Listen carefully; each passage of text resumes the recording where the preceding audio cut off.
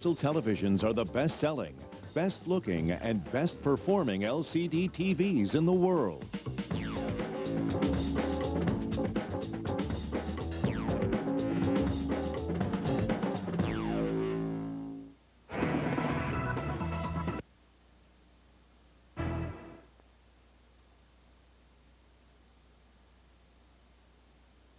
The backs tailback you. It started with Thomas Hammock, 16 TDs back in 2000. How about Michael the Burner Turner, 16 more trips to the paint in 02. And now it's a dynamic sophomore Garrett Wolfe's turn to be one of the most prolific touchdown makers in college football. Don't go away. Northern Illinois, Western Michigan, coming at you straight ahead on the MAC Television Network.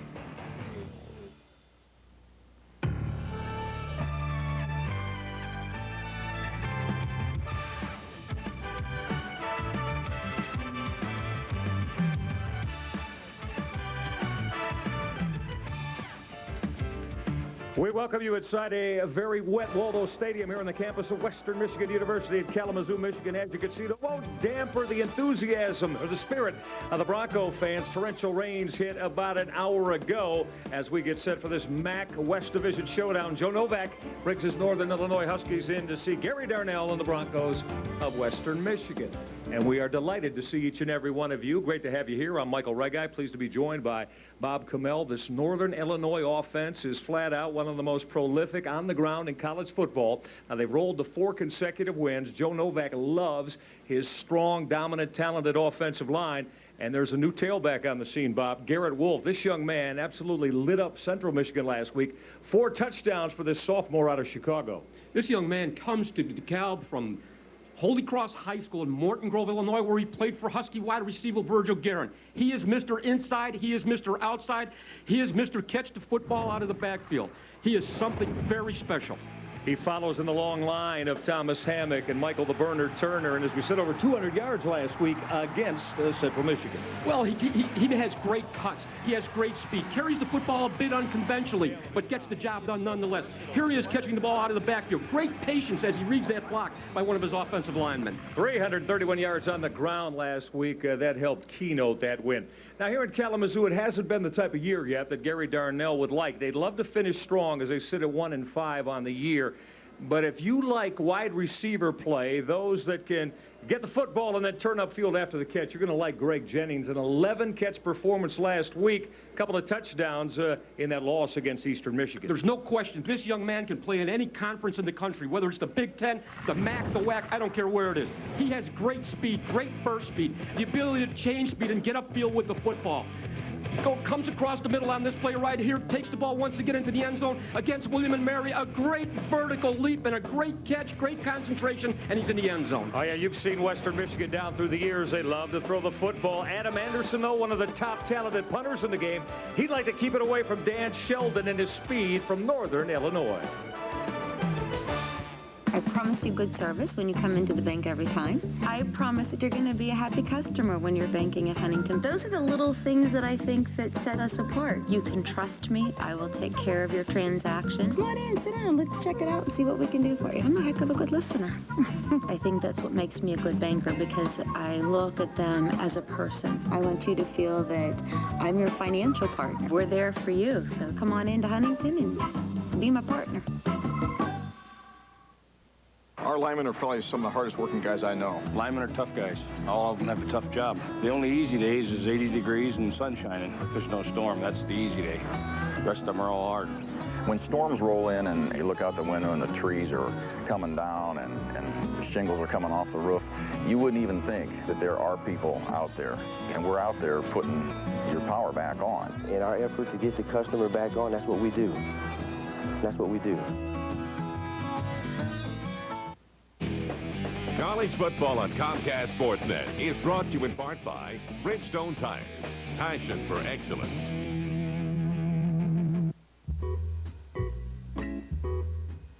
And the wheel goes round and round. The wheel goes round and round. Oh, the people know the wheel goes round.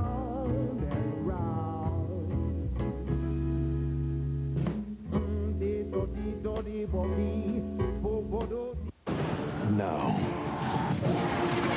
Van Helsing. Your reputation precedes you. Really? With groundbreaking bonus features that take the Van Helsing experience beyond the theater. Own Van Helsing now.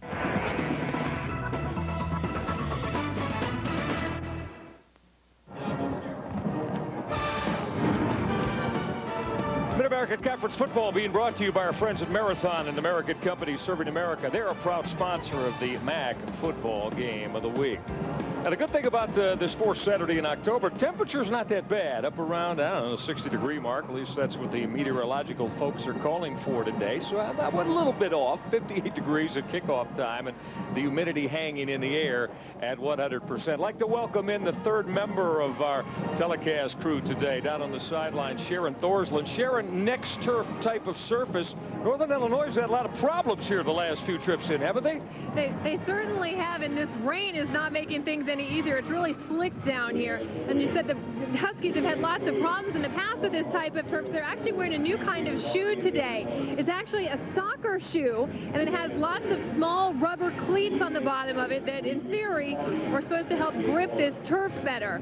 So the Husky coaches are hoping that this new kind of shoe is going to help prevent the slipping and sliding that the Huskies have experienced in the past on this type of surface.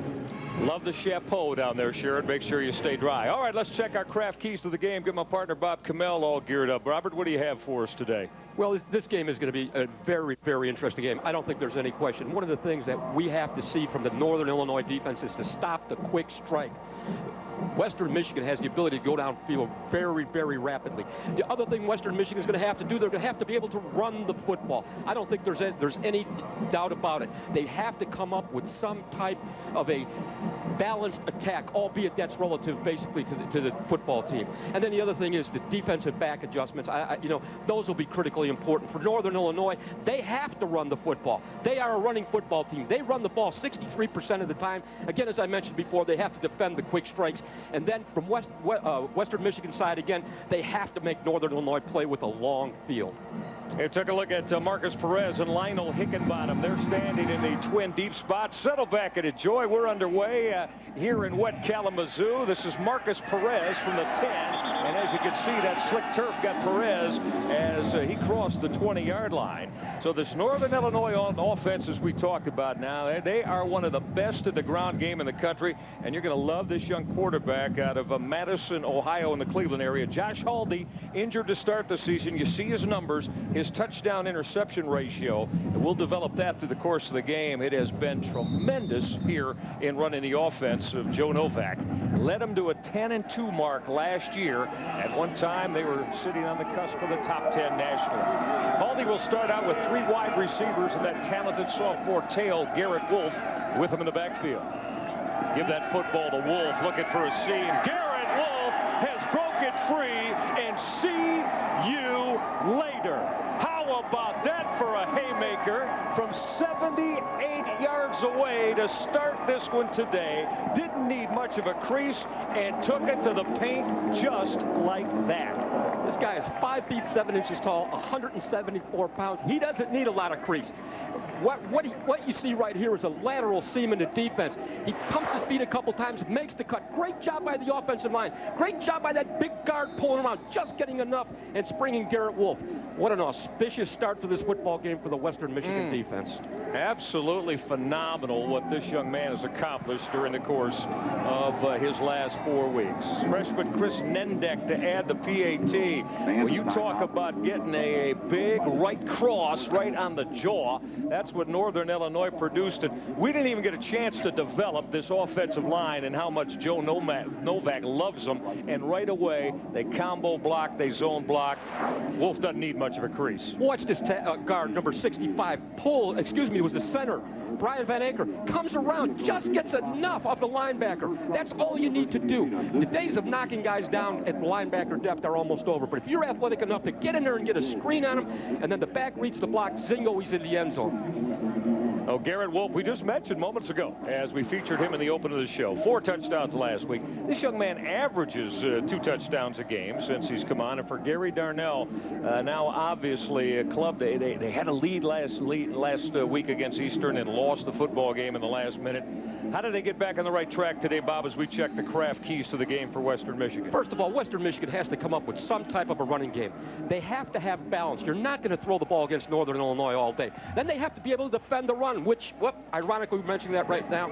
And then the other thing that we're talking about with the keys to their success is the fact that they have to be able to kick the football inside and in front of the defense. Chris Nendek debuted away as you saw that return man, Tyrone Walker, work his way out over that 30-yard line. It'll start right at the 30. So you say hello to Ryan Cubitt, the young man who grew up at Columbia, Missouri, throwing for 25 career touchdown passes. Look at the numbers last week. Every one of those attempts, completions, TDs, and yardage, all career highs as he went big in that 338-yard performance. Western Michigan, watch the play of the tight ends today. Tony Scheffler and Tyrone DeVree, as that first carry of the football game will keep it on the ground as Western Michigan will run their tailback, Trevon Riley Jr. Let's take a look at the MBNA starting lineups. Western Michigan, Trevon Riley. The running game's got to pick up, obviously. Brian Jackson, Greg Jennings, and Tyrone Walker, the receivers. Tony Scheffler is a terrific tight end, along with his backup, Tyson DeVree. That offensive line features Kyle Roz over on the left side and Mark Otney, that right guard that's done a solid job. Off that short roll left, that gun from Ryan Cubitt went right through the hands of his wide receiver, Brian Jackson, and that'll fall incomplete. Now, this Northern Illinois defense, they only give up 342 yards per game, and that's solid. That front four, they do a lot of switching up there. Ken West has played very good football for Joe Novak. He singled him out in our meeting yesterday. Brian Atkinson, one of the leading tacklers, along with Jason Hawkins and Javen Lee. And in that secondary, Rob Lee has NFL-type potential. The pros are taking a look at him. The free safety, Lionel Hickenbottom, also a big play guy. So let's call it now 3rd and 7. Out of the gun for Ryan Cubitt. Motion from Scheffler. Cubitt will throw that quick in route. And he's got his leading receiver, Greg Jennings, out at the 47-yard line. We've got a flag that flew near the line of scrimmage as Cubitt and Jennings hook up for the first time today. But let's listen now to our referee, Stan Evans.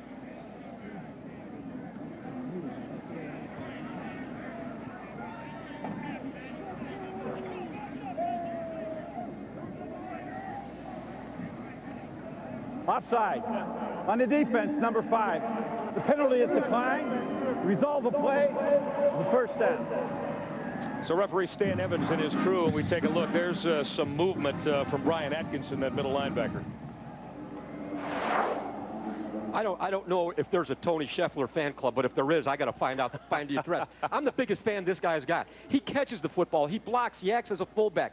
Just a wonderful, wonderful pro prospect. Western Michigan on the move. This is tailback Trevon Riley, and he got drilled by Brian Atkinson, who stopped Riley after he found a little bit of a seam. And again, Bob, I mentioned a moment ago, as you take a look at Brian Atkinson, 235, the senior, he spearheads the toughness in this Northern Illinois defense. But Western Michigan's got to find a way to get the run game going. Solid early part of the year. The last 2 weeks, they've really fallen off, rushing for less than 60 yards a game. Well, I think you see the result in the score. You mentioned Brian Atkinson. Every defense has a heart. Brian Atkinson is the heart of the Husky defense. All right, on 2nd and 6 now. Cubitt out of the shotgun. And a throw across the middle, and he's got his big tight end, Tony Scheffler. Scheffler was running that quick level route as he came out of motion. So that's very close to a first down. The line to make was down at the 43-yard line. That's catch number 20 on the year. This young man from Chelsea, Michigan, Tony Scheffler. Coming underneath the linebackers, good catch. The ball's thrown a little bit high, looks the ball into his midsection, and gets upfield, secures the football. One of the things I want from a tight end, when you catch the football, you become a fullback. For my wide receivers, you catch the football, you become a running back. All right, that's going to set up 3rd down and short now. So again, Scheffler making his 20th catch of the year. So there's Gary Darnell. What success he has had. I'm going to show you that here coming up real soon when he took over this program. On 3rd and short, Cubitt now flushed out of the pocket, trying to find those sticks. He's got a first down as he was chased down from behind by Kenny West. But Cubitt was able to pick up the first down out of that scramble. I like Cubitt here. He shows an awful lot of presence. He's looking off his first read, his second read. He's under duress, tucks the football away, protects the ball, and scrambles for the first down. Good athleticism there by that young man. Now, Cubitt's dad, at one time while he was around here at Portage Central High School, the defensive coordinator at Western Michigan under Gary Darnell. But Ryan Cubitt, the transfer from Rutgers, and actually grew up in Columbia, Missouri. Go back to the ground game now and try to work off Mark Otney, that big 290-pound junior right guard. He's got to clear the way for the run game as Trevon Riley stopped after a short game. Brandon James and Mark Otney combined right there at that point of attack. And these are big guys, 6'6", 290, 6'5", 288. But the amazing thing about them is the quickness of their feet. And that's what makes a good offensive line. That's what makes a good football player, regardless of the position. But more so with the offensive line, and albeit with the size that these two guys possess. All right, give Riley 3. Let's call it 2nd and 7. Off play action. Look at right side, throw to that backup tight end, and Ryan Cubitt right on the money to Tyson DeVries. That's his 16th catch of the year. Bob, we're talking about 36 catches between the tight end tandem of Tony Scheffler now and Tyson DeVries. They love to feature the tight end in their offense. Here's the boot, but now Cubitt's under duress.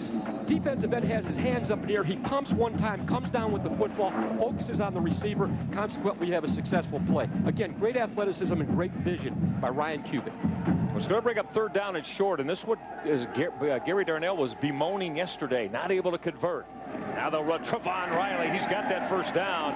Riley followed that lead block off the left side, and Kyle Roz, the left tackle, and Dominic Moran, that sophomore left guard, got it blown out of there for Riley to move the sticks. Gary Darnell has to be very pleased with what he's seeing now in his offensive line. The ability to run the football, actually running the ball more in the series than throwing the football, which is something that we have not expected.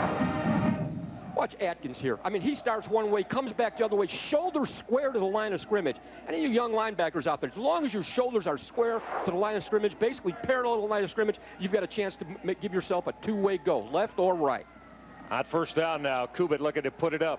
Ryan Cubitt will swing it out left side. He's got his tailback Trevon Riley making that grab. And you see, as Sherrod Thorsland told us, that surface, it's a next turf surface. It'll get slick as that first down throw from Cubitt to Riley picked up about 3, and let's call it 2nd and 7. And opening drives this year, though, for Western Michigan have been solid. Now, they've been able to take the football their last couple of weeks and put points on the board.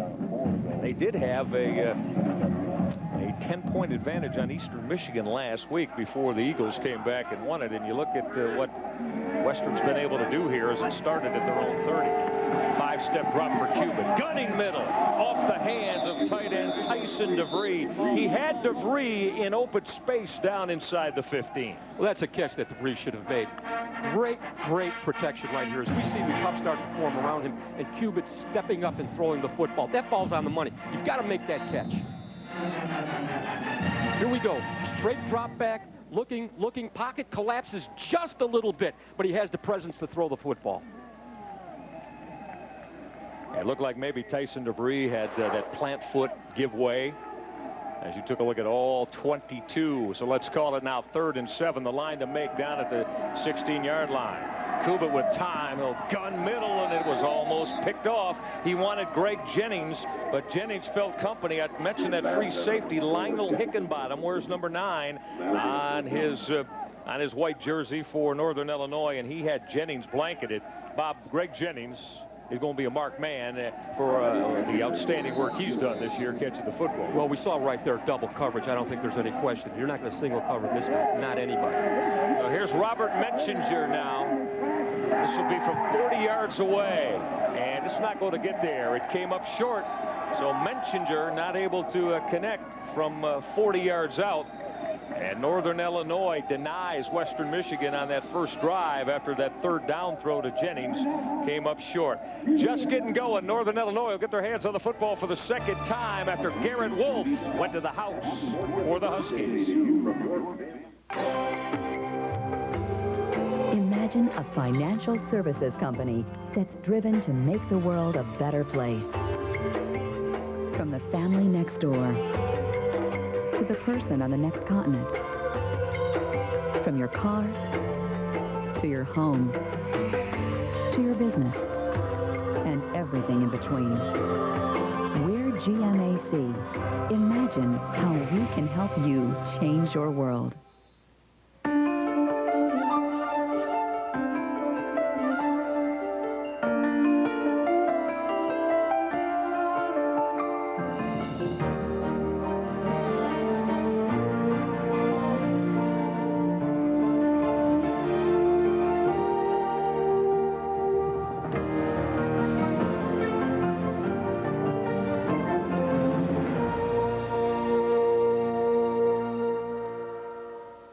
Listen up, lug nuts. It's pop quiz time.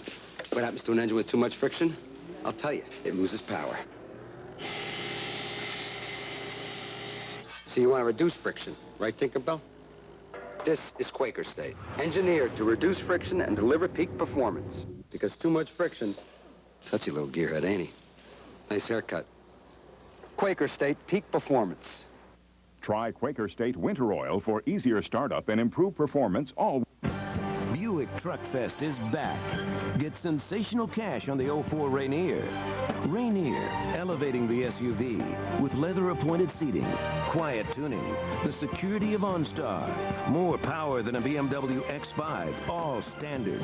Now get $6,000 total cash back on the 04 Rainier, plus $1,500 bonus cash with GMAC financing. Buick Truck Fest. We're not just a car company anymore. The service review is an opportunity for us to help our customers understand those services that the manufacturer has specified and when they're due. The computer systems at Jiffy Lube provide all of the vehicle manufacturer's maintenance requirements. It also provides a complete service history of your vehicle. We follow the manufacturer's recommendations for servicing your vehicle. Jiffy Lube will provide you with fast, professional, affordable service. A pretty strong trio of wide receivers. Brad Cieslak, the tight end. The offensive line, Joe Novak just glows about it, and Brian Van Acker, that center, and Doug Free, the left tackle, have been stalwarts all year long. Second down, and we'll call it short, and you see the work of Garrett Wolfe as he operated off the right side. Wolfe got taken down by linebacker Mike Giorgione. That front four for Western Michigan, Jack Gittler, the senior, on that rush defensive end, along with Nick Melcher on the other side. They are trying to get pressure off the edges against this Northern offense. They'll go with 5 DBs as Mike Giorgione, who just made that tackle, along with Amir Ishmael, the linebacking duo. And they really have shaken up the stick, so to speak, in the secondary for Western Michigan. You saw 4 of the 5 freshmen and sophomores, young players.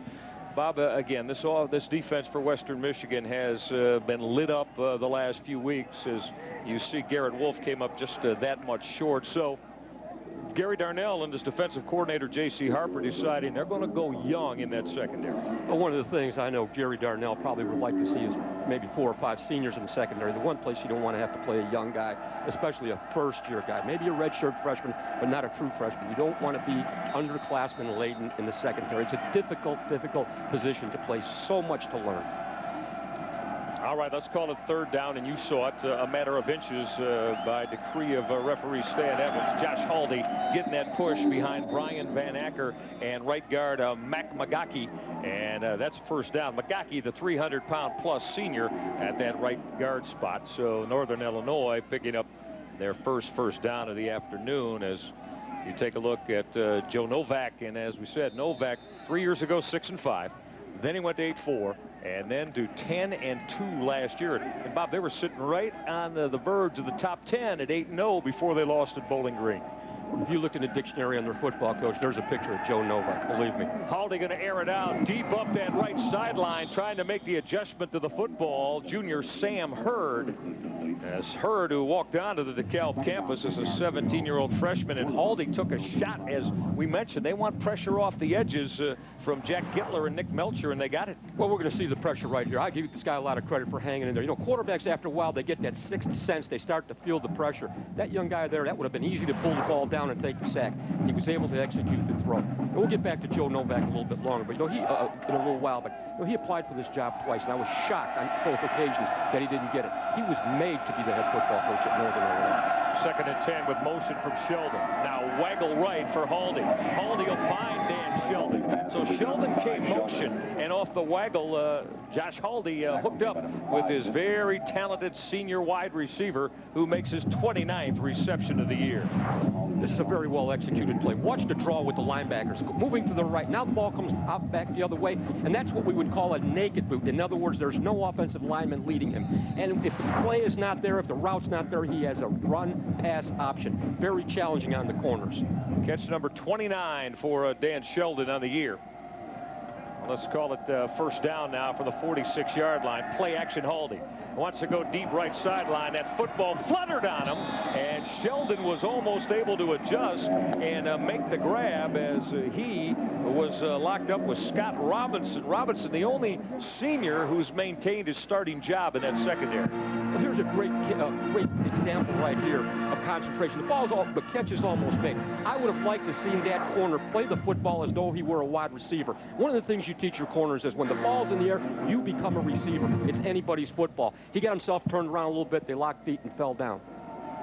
So Garrett Wolfe, that dynamic sophomore in the one back now behind Haldi. Let's call it 2nd and 10. The line to make down at the 44 Western. The run on that counter play. Garrett Wolfe, and he's close to a first down as Wolfe got big blocks from the right side. Mac Magaki and Jake Verstrady on the right side of Northern Illinois' offensive line. Well, this offensive line just continues to impress. I don't think there's any question. They are something special. All right, Mac fans, make sure you go along with the MBNA Mac MasterCard. You can call toll-free that number you see on your screen and get a Mac Spectator chair free with your first qualifying transaction. Be sure to mention priority code QJQ4 for your Mac MasterCard. 3rd down and a short one. Give the football to Garrett Wolfe. He's not going to get there. He got stacked up, just making that initial surge for Western Michigan. Mike Giorgione, the 220-pound senior, to put the clamp on Wolfe. Just a little bit of a delay. Great patience by Giorgione. That's a play where a linebacker from time to time will run out. Came up there, patted his feet, as we say, bought himself a little bit of time. And again, as I mentioned, kept his shoulder square to the line of scrimmage and made a fine play. Northern Illinois, though, they want to move the chains on 4th down. They're going to go for it here. 4th, and we'll call it a long one for the Huskies. Haldi on the roll. Going to go to his big tight end. He's got it wide open, Brad Cieslak. Cieslak had to tiptoe on his right sideline, and finally he'll step out of bounds and got a shove from Giorgione at the 10-yard line. Great play fake by Haldi, and he found 257-pound Brad Cieslak at rumbling tight end for Northern Illinois. Here we see the boot action again, and again the naked boot, but this time it's to the tight end.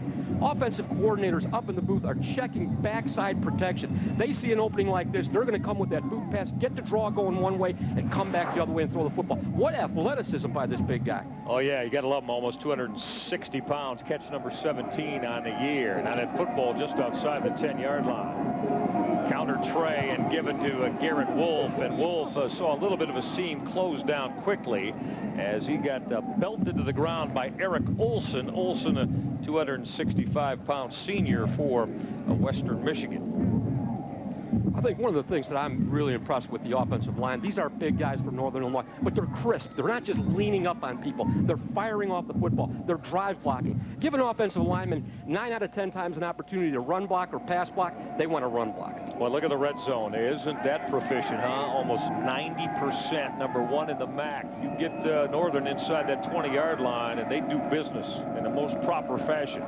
Now on 2nd and 7, run that stretch play. Wolfe trying to get to the outside. Garrett Wolfe is hemmed in, and he got taken down by Scooter McIntosh, a 205-pound freshman. But, Bob, give some credit to number 21, redshirt freshman Antoine Allen, who strung that out. That's one of the things you want to see is great pursuit, keeping the football inside and in front of the defense, getting leverage, not letting him get to the outside. Pursuit, pursuit, pursuit, the critical key to any defensive effort. One of the things in this day and age, one of the things I always talk about, quarterbacks faking, dying art. The other thing that really bothers me is you don't see great tackling. This Western Michigan team has done a nice job of tackling. All right, 3rd down and 9 now. Now, Northern Illinois can pick up a first down. The line to make inside the 1. Haldi out of the gun. Fade route to the corner. Going up and making a sensational grab. Touchdown, Sam Hurd, as in the corner of the end zone. He went up over the top of defensive back Scott Robinson as Josh Haldi put just enough air under it, and Hurd made a terrific grab. Josh Haldi with a great throw. We've seen him gun the ball. Now we see touch, and we see a great catch. Why was that catch made? Great concentration. Fine execution, as fine as you'll see for a fade route any place. Touchdown throw number 6 on the year for Josh Haldi, who has been just as proficient as you would like in running this Northern Illinois offense since he arrived on campus in DeKalb. So the touchdown throw to Sam Hurd, who out-jumped Scott Robinson. 2 quick strikes. The Huskies on top, 14-0. Hand me down a walking cane, hand me down my hat. Give your home a new look for the holidays with big savings on wallpaper from Menards. Choose from thousands of the latest patterns. All in-stock styles are on sale at 30% off our everyday low prices. Add rustic charm to your home with area rugs from the Backwoods collection by Bull U. They're stain and fade resistant and on sale in 3 attractive patterns, just $48.95 each. Menards has all your decorating needs covered. Save big money at Menards. We used to get really stressed about missing our TV shows. Well, we're young. Then we tried dealing with it. Aromatherapy, acupuncture. Zen Master. But now with Comcast digital cable, we can record our favorite shows and watch them whenever. And we can pause and rewind live TV. So we got rid of our stress remedies, except the Zen Master. I like them. That was then. This is Comcast.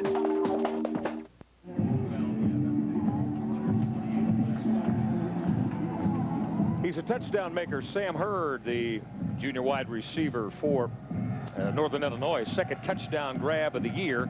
And the Huskies have taken the football twice, and they have put 14 points on the board as they look to stay perfect in the MAC West. Though Western Michigan will get their hands on it for the 2nd time. Tyrone Walker back in that deep spot, standing inside his 5-yard line, awaiting the kick from Chris Nendek. Nendek who hit that huge field goal as time ran out down in Orlando a couple weeks ago to keep Northern Illinois perfect in the MAC West. Now this is Walker from the 5. Sifting his way across the 30-yard line. So a solid return from Western Michigan's Tyrone Walker. Let's go back to the touch of Josh Haldi and the way that Sam Hurd ran the fade, Bob. Haldi right here, it couldn't be a better throw. The ball can only be thrown one place in that particular protection, and that's where Haldi put the football. Shoulder square, looked at it, he was going right to Hurd right out the gate. There wasn't any read. It was a true fade route in every sense of the word. 2nd touchdown catch of the year for that man, Sam Hurd. It's very important again that Western Michigan is able to move the football. Trevon Riley will step through a big hole. Riley in open space, carrying white-shirted Huskies with him across the midfield stripe and down to the 46-yard line. So Trevon Riley finally got collared by Lionel Hickenbottom, but that is a big first down play for the Broncos. Watch Tony Scheffler here. Bammo hits the blitzing defensive back, breaks the play, ball's in the proper hand to the wide side, tucks the football away, yards. We call that invisible yardage, and that's after the first contact is made, the ability to carry a tackler with you and move the football even a little bit farther. That's 24 yards on first down. You love those kind of plays to start a drive for Gary Darnell. Offensive coordinator Brian Rock, now in his 5th year here at Kalamazoo. Go back to the ground game. Riley looking for a little bit of a crease on that right side, but he got taken down as Adam Schroeder, 277-pound freshman, the Illinois discus champion as a senior in the high school ranks in the state of Illinois, took down Trevon Riley. That basically was a stretch play. What was the success of that play for the Northern Illinois defense was those 4 guys up front created a new line of scrimmage. constantly are talking to your defensive linemen. Get your offensive line, get the heels depth of the offensive lineman and create a new front. And that's exactly what they did. On tight end, Tony Scheffler, one of 3 wide receivers, split left. Cubitt with time. Ryan Cubitt is on the money to Greg Jennings. Jennings trying to get to that boundary and pushed out of bounds as he ran that horizontal route. And we've got a late flag over there in front of the Northern Illinois bench as Ryan Cubitt bought time and waited for Jennings on the crossing route. And Stan Evans, the referee today, the gentleman with the white hat on, will get this all sorted out.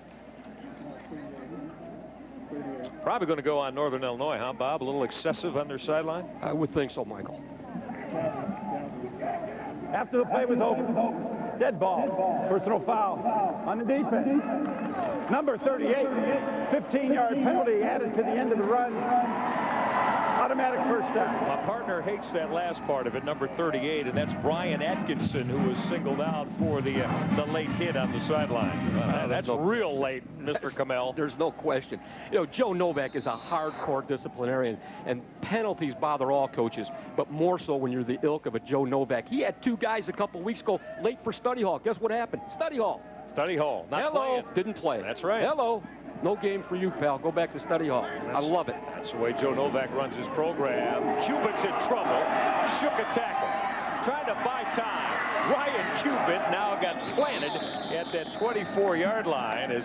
He shook one tackle, but wasn't able to shake free Keenan Blaylark as Blaylark put the hit on him. We see great pressure immediately. As soon as he turns around, this is the boot pass that we talked about a little bit earlier.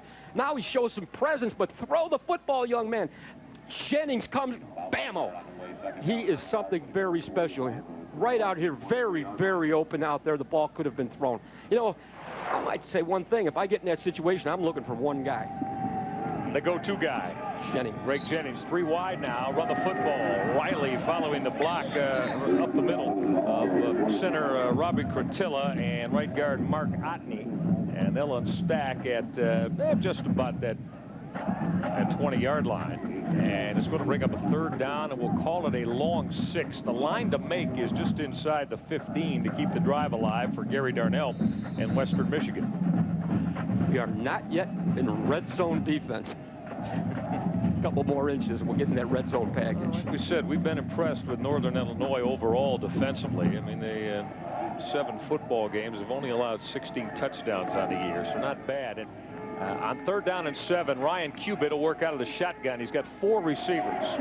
He's going to throw in the crossing route. He's got his tight end Scheffler. First down, Western Michigan. Scheffler finally got upended down at the 6-yard line. And as we've told you, this tight end tandem here for Gary Darnell is strong, and they love to feature Scheffler and DeVree in the offense. I was curious about this play when it first started out, but look at Scheffler going across. That linebacker has to pick him up and move with him. He should actually be mirroring Cubitt. He finds the soft spot in the zone, and it's nothing more than pitch and catch. Well, how big would this be for the brown-shirted Broncos of Western Michigan? There's Tony Scheffler. That was going into today. Now you give him the 3 today, and he's sitting at 22 catches on the year. First and goal from the 6-yard line.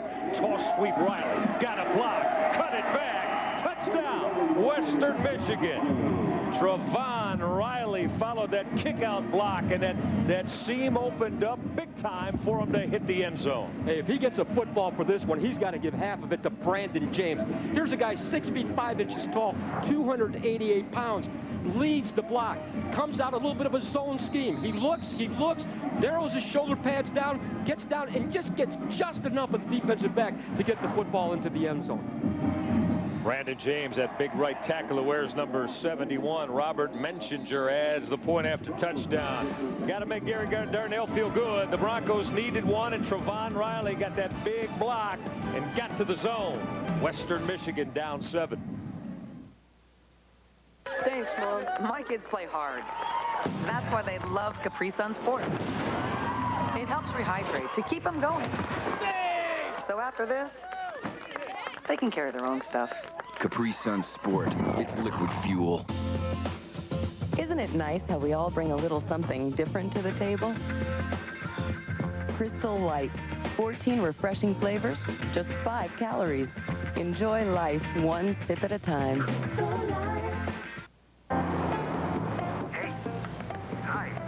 to save money on gas? How about 10%? Huh? You know, today, that's 18 cents a gallon.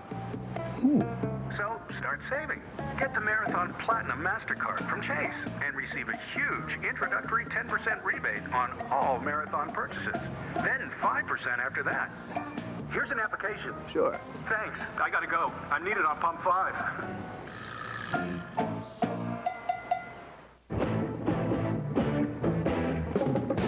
The 265 horsepower Nissan Maxima, the 245 horsepower Nissan Murano.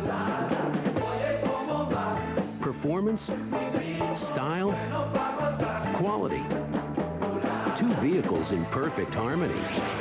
Get $1,500 cash back or 1% financing on Maximas and $1,000 cash or 2% on Muranos. Music to your ears. That looked good. There you go. That's it. All right. As you can see, Trevon Riley into the end zone, and Riley, all 3 rushing touchdowns on the year for the Broncos of Western Michigan. Well, they needed that, Bob. They needed a sustained drive, and that big 30-yard first down run by Riley got him operating on a shorter field.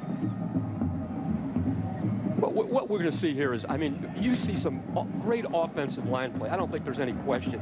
And these big guys that can pull and craft. Years ago, guys weren't able to do this. With the advent of these great strength and conditioning coaches, we've seen so many, the development in its nutrition, and it's the way they exercise. It's what they do during the off season.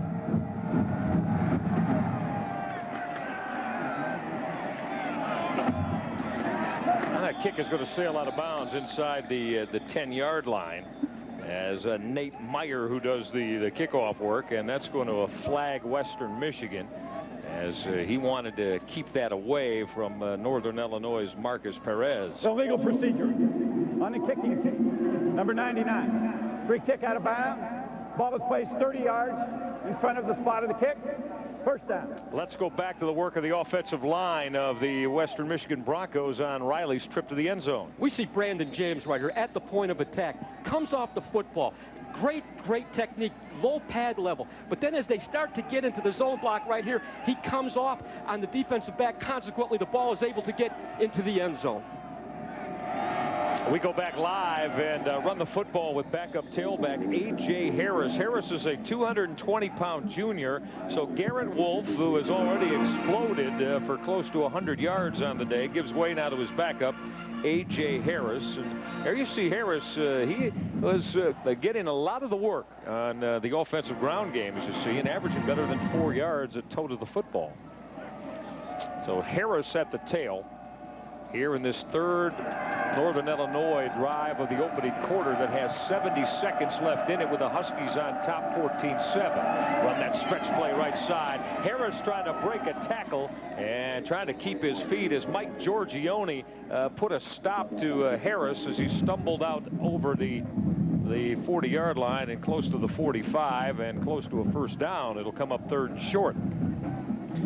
One of the things you saw on this play here is great balance. One of the things that running back coaches have to do, you do a drill. You put the ball in your right hand, touch your left hand down. Put the ball in your left hand, touch your right hand down, and keep your feet moving. If you keep your feet moving, regardless of the position, you've got a chance to be a successful football player. Let's call this 3rd and a short one. Harrison, the lone back behind Haldi.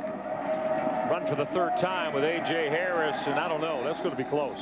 The line to make right at the 45-yard line, as Harris got stacked up on that Western Michigan defensive front. And they're going to have to mark this, or they say that they gave him forward progress, and they will give Northern Illinois that first down as a sticks move.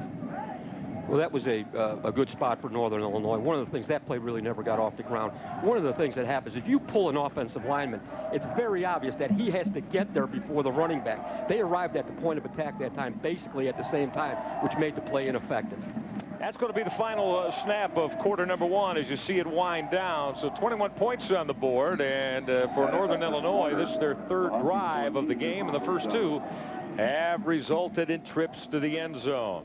So can the Huskies on this overcast and wet Saturday in Kalamazoo ride Garrett Wolfe, Brian Atkinson, and quarterback Josh Haldi to stay perfect in the MAC? We'll find out.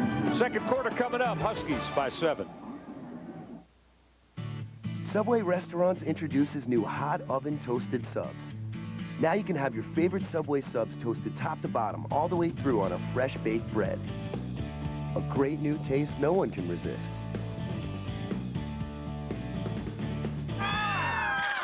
That's our sub. Dude, you gotta stop doing that. Subway's new hot toasted subs. Oven toasted for a great new taste day or night. Subway. Eat. I wasn't always up to speed on the internet. Do you have any emails for me? But that was then. Now, thanks to Comcast, I am a broadband goddess.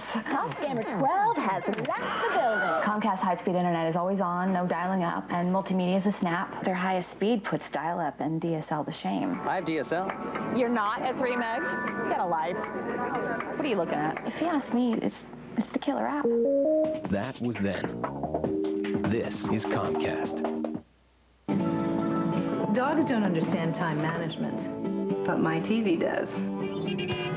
I'm gonna be stuck here all day, but I won't miss my favorite show. Now TV is on your terms with DVR from Comcast Digital Cable. Record any TV show. With no tapes, no timers, no hassles. Even pause and rewind live TV. I just called my own timeout to make a little lunch. And unlike satellite, there's no equipment to buy or long-term contracts to sign. Comcast Digital Cable. TV is now on your terms.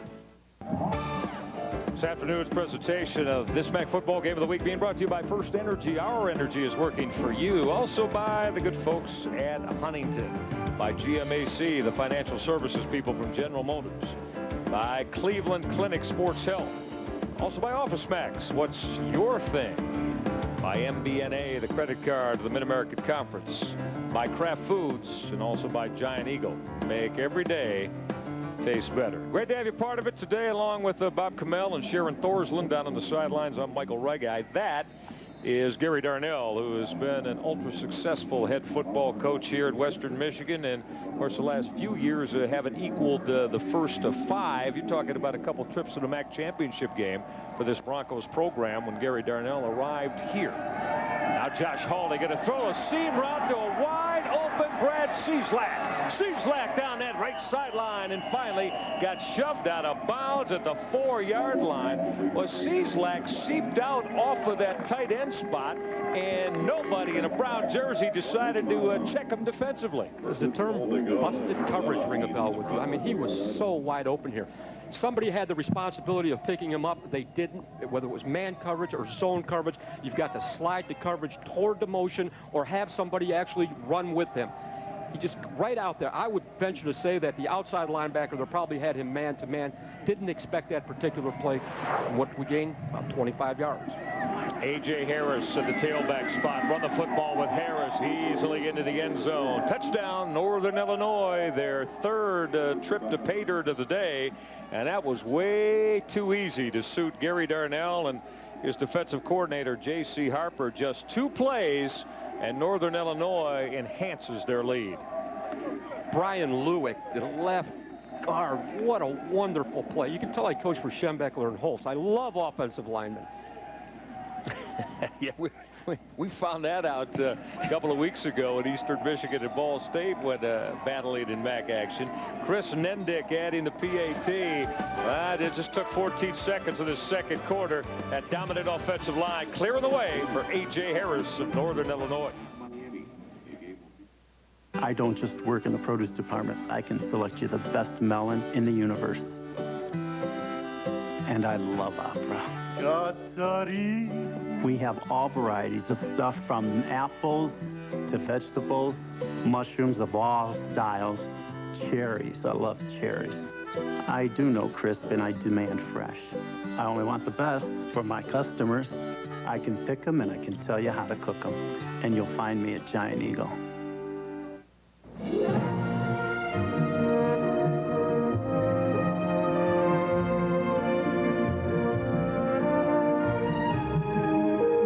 The Mid-American Conference and MAC Properties salute all of the corporate partners for their valuable support and commitment. Their belief and participation in Mid-American Conference athletics have helped the league thrive, and we look forward to many years of successful partnership. Listen up, lug nuts. Pop quiz time. What happens to an engine with too much friction? I'll tell you, it loses power. So you want to reduce friction, right, Tinkerbell? This is Quaker State, engineered to reduce friction and deliver peak performance. Because too much friction, touchy little gearhead, ain't he? Nice haircut. Quaker State Peak Performance. Try Quaker State Winter Oil for easier startup and improved performance all winter long. Defensively, obviously some things to talk about for this young group on the Western Michigan side, as they have been stung by some big plays today from Northern Illinois. This pass play right here could very, very well have been what we refer to as a sight adjustment. We see all these people coming. Someone had to lock up with the tight end. No help over the top here. He gets into the flat right here. The ball is thrown to him.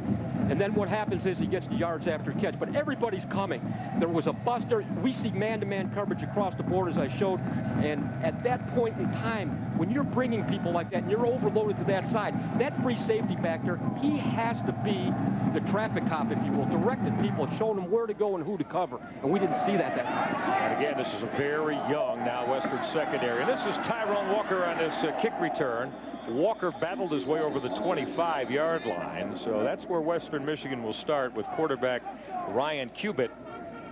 And for the Western Michigan defense in the last 5 games, now on into their 6th, it has not been anything that is pretty by any stretch of the imagination. In the Division 1A ranks of the Broncos, no one has given up more defensively than Western Michigan has. So unfortunately for Gary Darnell's bunch, that's an average of over 40 a game for the opposition in the last 5, and that's why a lot of the wholesale changes were made as he's gone youthful in his secondary. So let's see what Ryan Cubitt can get started. He's working with 3 wide receivers, and Trevon Riley with him. That inside delay handoff to Riley, looking for some operating room behind right guard Mark Otney and right tackle Brandon James before it was finally shut down. That stop defensively came from Javen Lee, the 222-pound sophomore for Northern Illinois. And Lee, along with Ray Smith and Brian Atkinson, some of the top tacklers on this football team. You know, we very seldom see true fullbacks in football anymore. What we see is the motion with guys like Scheffler and DeVries. But actually what happens when they're motioning behind the line of scrimmage and they lead up, they do become fullbacks. Let's call it 2nd down and 9. Play action for Ryan Cubitt, and his pass deflected in the middle. And I think a big hand was put on the football by Northern Illinois in the middle. I think that might have been Kenny West. Yeah, it was West. How about West? 6 sacks in back-to-back games against Central Florida and Akron, 3 in each of them. And yesterday, Bob, Joe Novak was just raving about how hard and strong West has come defensively this season. He's really made big improvements. Well, defense is Joe Novak's forte. He was defensive coordinator under Bill Mallory at Northern Illinois when they won the MAC Bowl. Went to Indiana with Bill, was the defensive coordinator there. Does a great job. He'd know a great one if he saw one. On 3rd and 9, Western with a bunch formation. Cubitt will fire middle, trying to lay out and make that grab. Tony Scheffler, and Scheffler got dislodged from the football by Ray Smith. That hard-hitting, strong safety. Ray Smith, who had the 68-yard interception return in Central Florida. Well, this is great coverage. We start out here with great protection, which gives Cubitt the opportunity to throw the football. He's got more than the allotted 4 seconds that we talked about. Scheffler makes that catch 9 times out of 10. Separated from the football there by Ray Smith because of the tenacity of the secondary of Northern Illinois. All right, Adam Anderson to boot it away, and Anderson, one of the most talented legs in college football, and he'll show you why. Hanging it high, Dan Sheldon at the 20. Sheldon looked for space. Sheldon out over the 35-yard line. Give him a 15-yard kickoff, rather a punt return, and for Dan Sheldon, that's just right around his average. He averages over 17.5 yards per punt return. And you see this young man, there's his career. Almost 19 a game in his career, about 17.5 this year. This guy comes into this game with 833 yards of total offense. A phenomenal athlete. Well, Dan Sheldon is just such a A valuable all-purpose performer for Joe Novak in Northern Illinois. So Josh Haldi now. Look out, heat coming. Haldi will lay it up right sideline, and this time he again wanted to go back to Brad Cieslak, but Haldi took a shot as there was pressure coming off that edge for Western Michigan. And, well, it's a tough guy, Josh Haldi from Madison, Ohio. Haldi has a great deal of presence. We see a corner blitz coming off the side there, and that's one of the things that you have to account for from the backside of the quarterback more so than from the front side. Well, Josh Haldi took that shot. And now that'll bring up a 2nd down and 10. Haldi again to lay it up for Sheldon. He made the grab. He'll separate inside the 20. In a foot race to the corner. Touchdown, Danny Sheldon. As that adjustment was made to the football by Sheldon, there was a flag on that reception, but it looks like it's going to go on a hold on Western Michigan. And Sheldon was able to gather in the throw from Haldi, and again, big play time for the Huskies. Number 28, the penalty is declined. What we see here is a young secondary that's being exposed. This is nothing more than man-to-man coverage. Actually, they had help over the top. Great catch, great run after the catch. We talked about the concerns of Gary Darnell with his secondary, moving people from various positions, from offense to defense, albeit that's tough duty for these young guys. 2nd touchdown throw of the afternoon. Chris Nendick to add the PAT. So Dan Sheldon, we told you about him as a punt returner. Sheldon with his 6th touchdown grab through the air. Well, Josh Haldi right on time as Sheldon made the wonderful catch. Northern Illinois with a big lead. The human machine only performs at its peak when it replaces what it loses.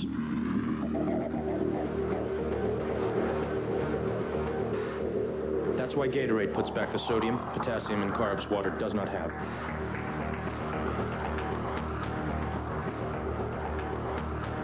These essential elements are the reason Gatorade has been proven to rehydrate, replenish, and refuel athletes better than water. The drive is on for the 2004 MAC Football Championship game.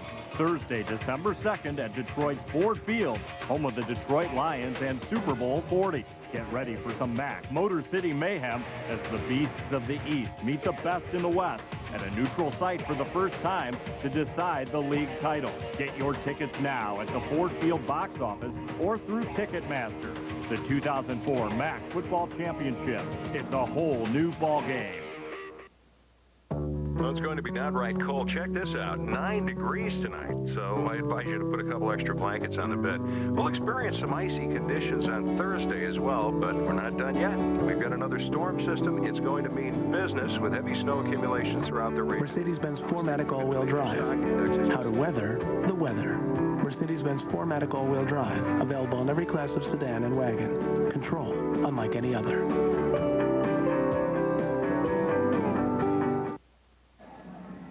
Well, the offense of Joe Novak on high octane today. Their longest pass play of the year moments ago. 63-yard touchdown aerial from Josh Haldi to that fleet wide receiver, kick return specialist Dan Sheldon. And once again, Bob, a lot against this young secondary, they're walking people up to try to protect against that strong ground game. And Haldi and his receivers are finding a lot to their liking.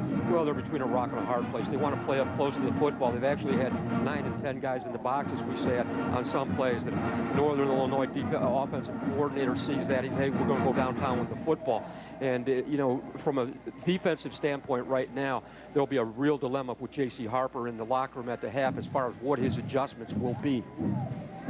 So Northern Illinois, the 63-yard touchdown hookup through the air, their longest through the year this year. And remember, Garrett Wolfe had that 78-yard touchdown scamper on the first play from scrimmage, and that also was the longest on the ground this year for Northern Illinois. So they've done it both ways to their availability offensively today. Absolutely. What I like about watching Joe Novak on the sideline, he really gives his coordinators autonomy, and that's critically important in the word, it's confidence. Tyrone Walker, they received that kick at the goal line. Walker with a burst over the 30, and nice operating position now for Western Michigan as they'll start at the 31-yard line.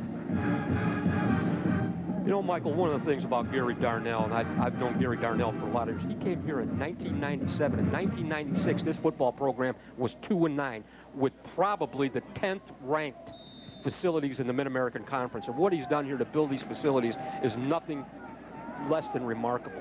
Gary Darnell's a really, really outstanding football coach. You will have down years from time to time. Well, he had a fabulous run here that we're going to show you in his first 4 years here in Kalamazoo. Ryan Cubitt to throw. He'll throw that crossing route. He's got that tight end, Tony Scheffler. Isn't Scheffler something special? 45-yard line. That's 14 yards at a first down as Scheffler continues to have a big day, the junior out of Chelsea, Michigan. You know, the Mac Online store is open for business. You can get your favorite school gear, Mid-American Conference logo apparel online from a source you trust at mac-sports.com. That's mac-sports.com/store for the Mac Online store. The Mac store is a secure site. You can check online at the navigational bar, and away you go. So make sure you pick up all of your Mac gear. So after that 14-yard hookup, now go back to the ground game. Nice opening on the left side for Trevon Riley Jr., the young man from Kankakee, Illinois, as he's had a solid start here in the first half, as Riley is trying to, I said, get that ground game juiced up, Bob. It's been a little bit dormant the last 2 weeks. Well, there has to be balance. I was an old football coach who liked to run the ball about 65% of the time. But in this day and age, one of the things you have to have balance regardless of the type of offense you want to run if you're to be successful. You have to like the production there on first down. 6 yards on that carry for Trevon Riley. So you can open up the playbook a little bit now here on 2nd and 4. Off that play fake. A lot of time for Cuban. Another crossing route, almost picked off. It was almost intercepted by Ray Smith, the strong safety, as he had stepped in front of Greg Jennings, the Western wide receiver. One of the things with Cuban right here we see Jennings coming across the football. He adjusts his route. He's looking for that soft spot. The ball is underthrown. What you have to do is you have to choke your motor down. You've got two defenders, one in front of you, one behind you. Find a point that's equidistant, and that's the soft spot in the zone. Choke your motor down, and maybe Cubitt can just drill that football right in there. Something you have to work out with wide receivers.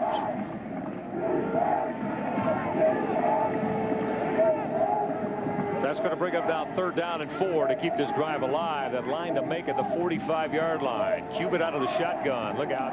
He got belted as he threw, as pressure was coming from the right side. Ryan Cubitt really took a shot.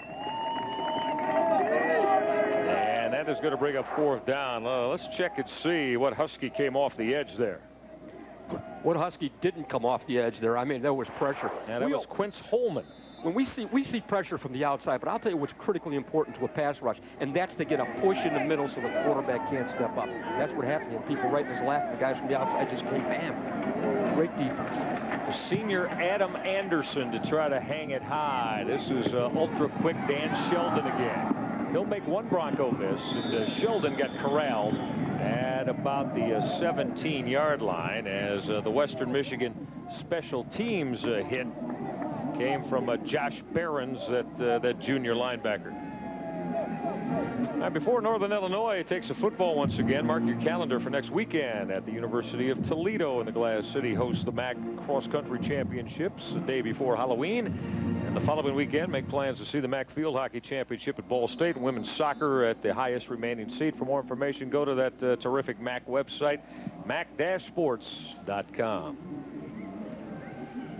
So Josh Haldi back at the helm and running the 3-step drop. Another fade right side, and Sam Hurd was locked up there. And we've got a flag coming out of the secondary as Hurd was in coverage and battling with Eugene Childs, a senior defensive back, and then the flag came. So we'll see how the officials sort it out. Offensive pass interference. We'll listen to Stan Evans.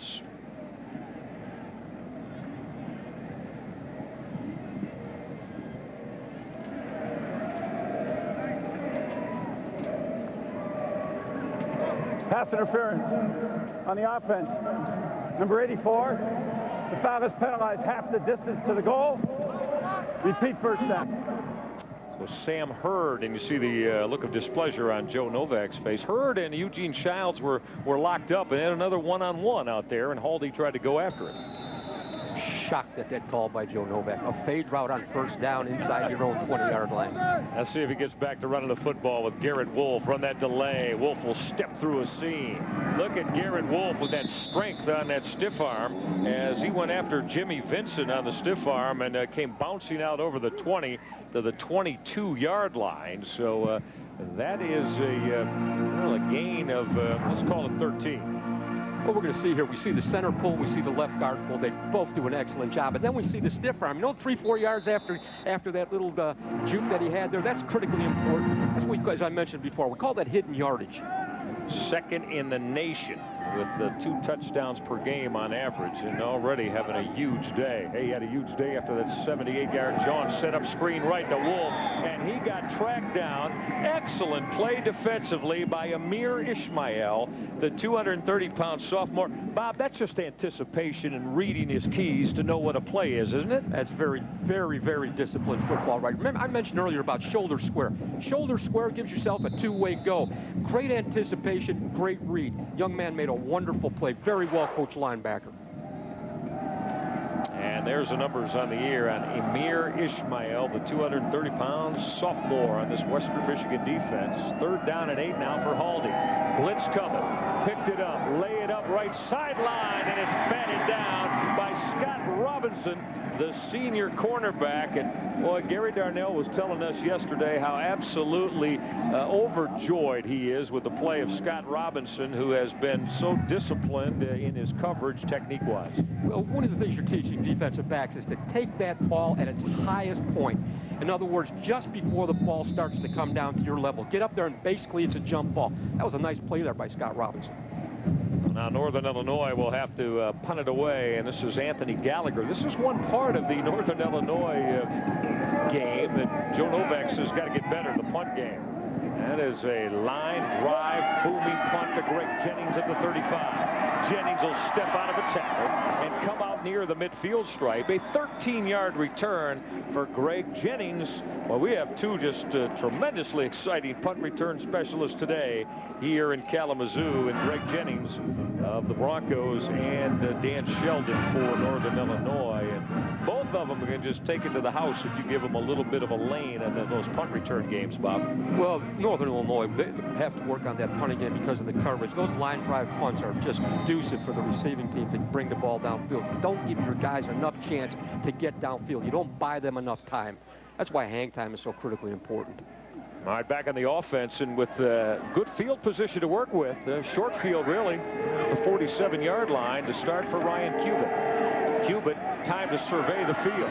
He'll come underneath and deliver a strike to his tight end, Tony Scheffler, and that's 9 yards and close to a first down. As we check in with Sharon Thorsland, success has been a big part of Joe Novak's program of late here in Northern Illinois, Sharon, huh? Definitely has, but it's been a little tight here over at Waldo Stadium. Northern Illinois, they're definitely favoring this game. Looks like they got things in hand, but Joe Novak says this is a dangerous game for them. Western's been a tough place for them to play. They've only won 1 time here since 1987, just 3 times ever. In fact, Western has a 20-9 overall record in the all-time series. Right you are, Sharon, although, you know, Northern Illinois has won 3 in a row here. And now out of the shotgun, run that inside handoff. Trevon Riley. Riley now in open space. That's a first down and more inside the 35-yard line of Northern Illinois. So Trevon Riley now starting to get the run game going for Western Michigan. And, well, the era under Joe Novak in DeKalb has been very, very successful indeed. And you look at some of those big wins, and they almost got Maryland this year on the road. And, of course, Baba at Alabama last year defeating Mike Shula's club was huge. Shocked the football world. The Northern Illinois Huskies. It shocked me. Shocked. I wasn't shocked. I coached at Northern Illinois. The thought of going down to Alabama was never very appealing to me. Nah, Joe Novak knows how to go win on the road. Now Cubitt will step up. He lost the football, and it bounced right into the hands of his center, Robbie Cretilla, and the big 310-pounder then trying to advance that football. And referee Stan Evans and his crew now will try to get that sorted out as that came on that 1st and 10. They call that incomplete. All right, they're saying that the football was thrown by Ryan Cubitt, and thus results in the incomplete pass. Well, he gets pressure. We talked about the push up the middle. Then as he starts to step up, he's looking, moves up, throws the football on the run with his shoulders turned. You can't do that. Young quarterbacks out there trying to keep your shoulders square to the line of scrimmage. We had torrential rain about 2 o'clock Eastern time here in Kalamazoo today as both teams were warming up. But got a break, actually, as the rains have subsided.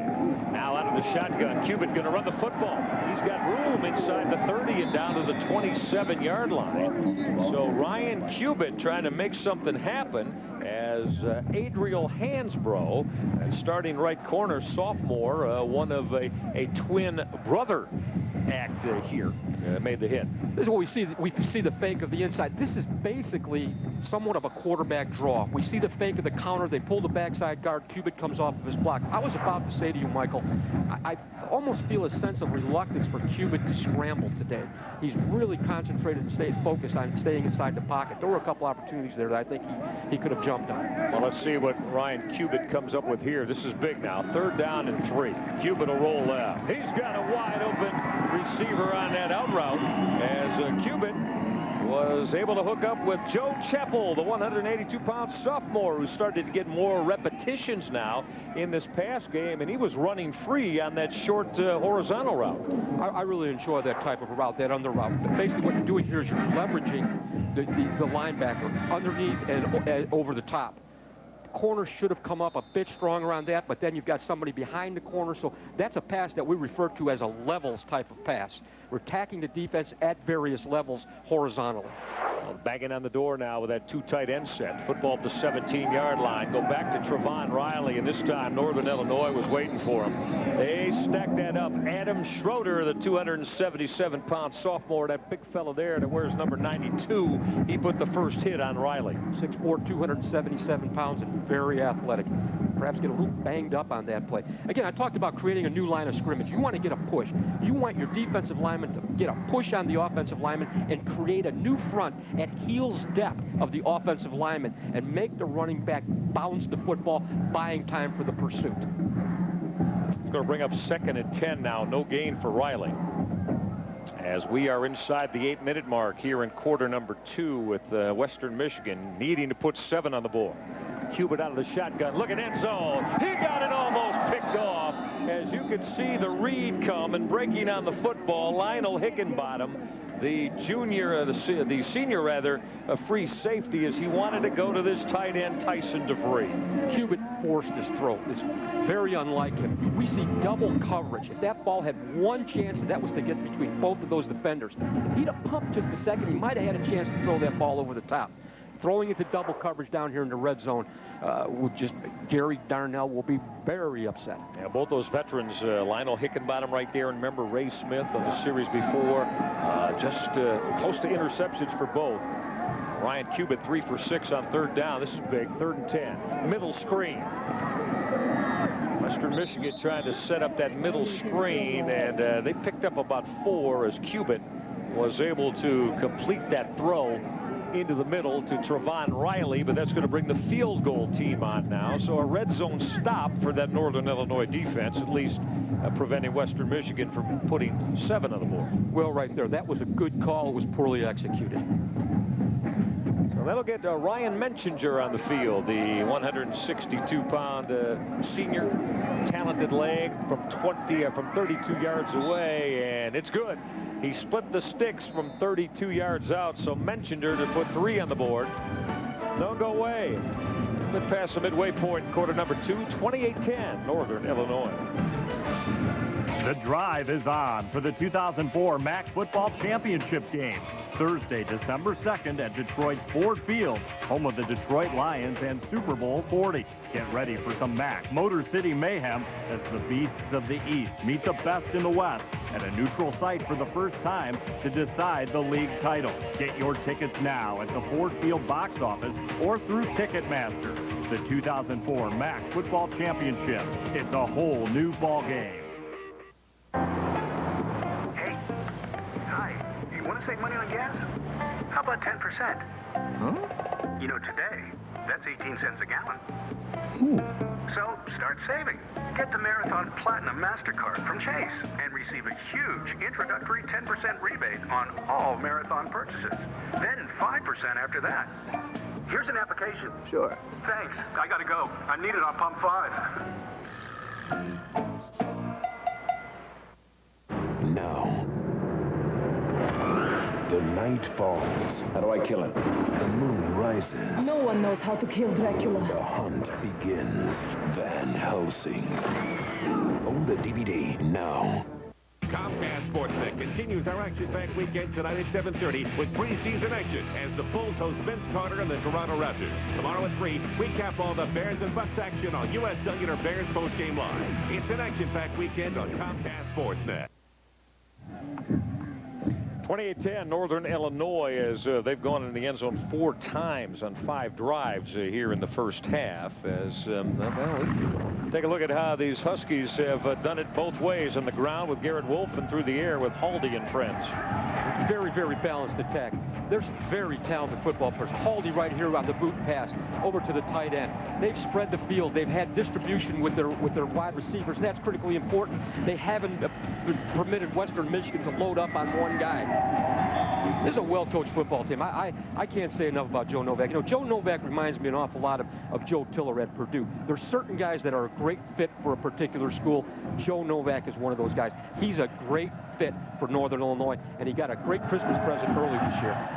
He got Jim Phillips as his athletic director, and I think the future of Northern Illinois football is just going to take off once again. Now Marcus Perez, after that kick came up short, look at Perez work his way out over the 35-yard line. So Western Michigan deciding to try to pin that kick on the sidelines, and that'll get Josh Haldi back on. And this young man is just a flat-out winner in Joe Novak's system. You see the numbers. He's already thrown for 169 yards and 2 TDs, but he's a Davey O'Brien National Quarterback Award candidate this year, and Northern hasn't had that since Stacy Robinson back in the 90s. But how about this? 21-6 as a starter since he took over the reins as Joe Novak's starting QB, and he's had his club near 300 yards with a lot more. Garrett Wolfe will explode through that seam, and for Garrett Wolfe, that's a quick 14 yards on that first down quick opener as he followed Brian Van Acker and Matt McGecky on the front line. Michael, you talk about explosion. I mean, there is that seam, and there it is, and he takes it. I'm still a little incredulous as to how he carries the football up there that high, but you know what? It works. Tiki Barber's doing that with the New York Giants because he had a fumbling problem, and kind of pinning that high up on the shoulder pads as we've got movement on the right side of that Northern Illinois offensive line. It might have been Matt McGecky and Jake Verstrady that jumped a little bit prematurely.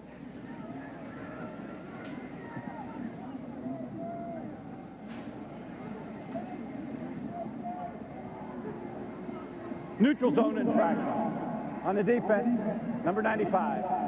5-yard penalty. Still first down. Let's go the other way. Paul Mersch got into that neutral zone too quickly. 5 yards it'll cost Western Michigan. And set up a 1st and 5 as operating with that big tight end. Sizlak on the right side. Run that seam route. Sheldon wide open. Gathers it in. He's headed to the house. Touchdown, Northern Illinois. Single coverage, and Josh Haldi has thrown his 3rd touchdown pass of the day. 2nd touchdown grab for Dan Sheldon as that seam route was juggled, but Sheldon gathered it in and took it for 6. You know, I always talk about catching the football with your eyes. That ball's bobbled a little bit, but he still looks at it. It's good protection that we see here. What you have here is just basically he beat man-to-man coverage. And it sounds like an easy thing to do when you're in a one-on-one situation, but it's not. I've seen a lot of guys out there, wide receivers, that I consider them to be like Velcro. They find a defender and kind of hang on him. What he did was he got near the defender, he pressed on him, leaned off, and broke. Got that little burst and caused that separation. Chris Nendick just added the PAT, so that's the 2nd touchdown grab of the year for the day, excuse me, for Dan Sheldon, and make it number 7 on the year. And anything they want in the pass game right now, as Josh Haldi now over 200 yards throwing the football on a minimum amount of throws here in the first 21 minutes of action. You know, yesterday evening, Michael, when you were speaking to Gary Darnell, I mean, this was a show of concern for him, and I think it's proven to be just exactly that. You got guys in the secondary. One of the most critical things for a great defensive back is experience and getting the reps, and not getting the reps in practice, but getting the reps in a game situation. This ball's thrown very well, just enough air underneath the football, and there he goes. Again, beat man-to-man coverage. It sounds a bit ironic, but in man-to-man coverage, the best thing you can do as you come off the football is just get as close to the defender as you can, and then make that burst, and that's what causes that type of separation.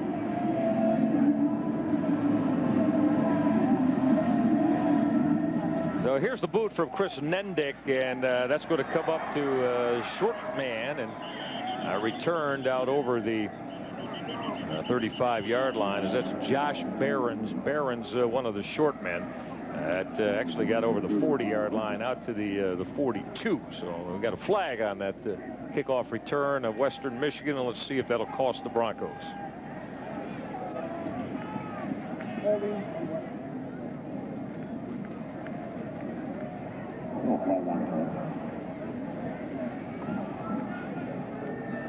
During the return, holding. Number 24 on the return team. 10-yard penalty from the spot of the foul. First down. So that's going to set Western Michigan back, and let's check in on the injury status of Adam Schroeder on that defensive front with Northern Illinois. Sharon Thorsland, what do you have? Michael, Schrader has a left ankle sprain. His ankle was already taped up. They took off the sock, took off the tape, added a brace, taped him up really good. They're saying it's just a sprain, and that he's going to be okay and should be back in the game. All right, we'll watch on that for Adam Schroeder, the 277-pound freshman.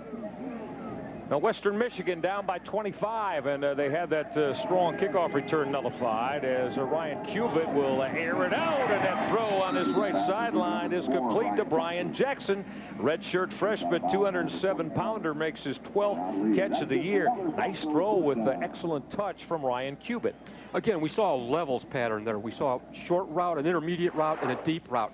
And what happens here is they flooded the zone. In other words, trying to get all the defenders over to one side and basically pick up one of the receivers. And Cubitt did a nice job of getting his ball to the right man. Obviously, when you're going with horizontal types of level routes like that, one of the things you want to do is to be able to go to the deepest man, and that's what they did on that play. Now that double tight end stack and give the football to Trevon Riley, and Riley will power his way out close to that 43-yard line. So that's a 4-yard carry on the first down call to Trevon Riley. You know, and then the running game's got going today, Bob, and that's the thing that, you know, Gary Darnell will probably see. You want to stay with it. Problem is down by 25 here past the midway point of quarter number 2. Great point, Michael, and it's very ironic. You start to run the football, and this is where you need the passing game. I'll tell you, this guy, Brian Atkinson from Northern Illinois, linebacker, reminds me of a guy I coached there. Was privileged to coach a young guy by the name of Timmy Griffin. Just had an unbelievable nose for the football. Second leading tackler in the history of Northern Illinois. Let's call it 2nd and 6, and Cubitt wants to go through the air with time, and had to deliver out there on the left edge, and it fell incomplete. Yeah, back when some guy by the name of Corso, first name Lee, was the head coach in DeKalb, Illinois. What was that, 1984? You joined the staff of Corso with the Huskies? With Coach Corso. And my office mate was Mike Sabach, who is the recruiting coordinator and the defensive end coach at Northern Illinois. Now, he's been there 21 years. And you talk about a young guy. I mean, that's a great lesson for young football coaches. Mike found the place that was important to him. He loves DeKalb. His family loves DeKalb. Hey, if you got a great lifestyle like that, you don't need to be looking for that next rung on the ladder. That's off to Mike Sabach. Great job there as the defensive end coach as well as the recruiting coordinator. Well, you went through 2 coaches in 2 years and chasing guys out of there. Unbelievable. Cubitt will gun his throw to big tight end Tony Scheffler. Scheffler will hurdle his way to a first down over that midfield stripe. You really have to appreciate the talents of this junior, Tony Scheffler. And we've seen some terrific tight ends here in Kalamazoo, Mogalagi Fariogan. And I think he's got NFL destined in his future. Oh, yes, Michael, I think he does, too. I had a chance to coach tight ends at Notre Dame for a while. This guy's the whole package. I mean, these pro scouts will come calling on him. And one of the things that he has going for him that makes him even more appealing is that he's a long snapper. On that reception now, that'll move the chains. First down as Scheffler grabs his 5th of the afternoon. Trevon Riley, that's going to come back, though. We had motion and moving toward the line of scrimmage as Riley bolted for a quick 7 yards, but that is going to get called back on the movement on Western Michigan. You know, I had an opportunity to coach for Bo Schembechler, and I coached for the great Lou Holtz also. But one of the most organized people that I've ever been around has been Lee Corso, and also one of the most loyal.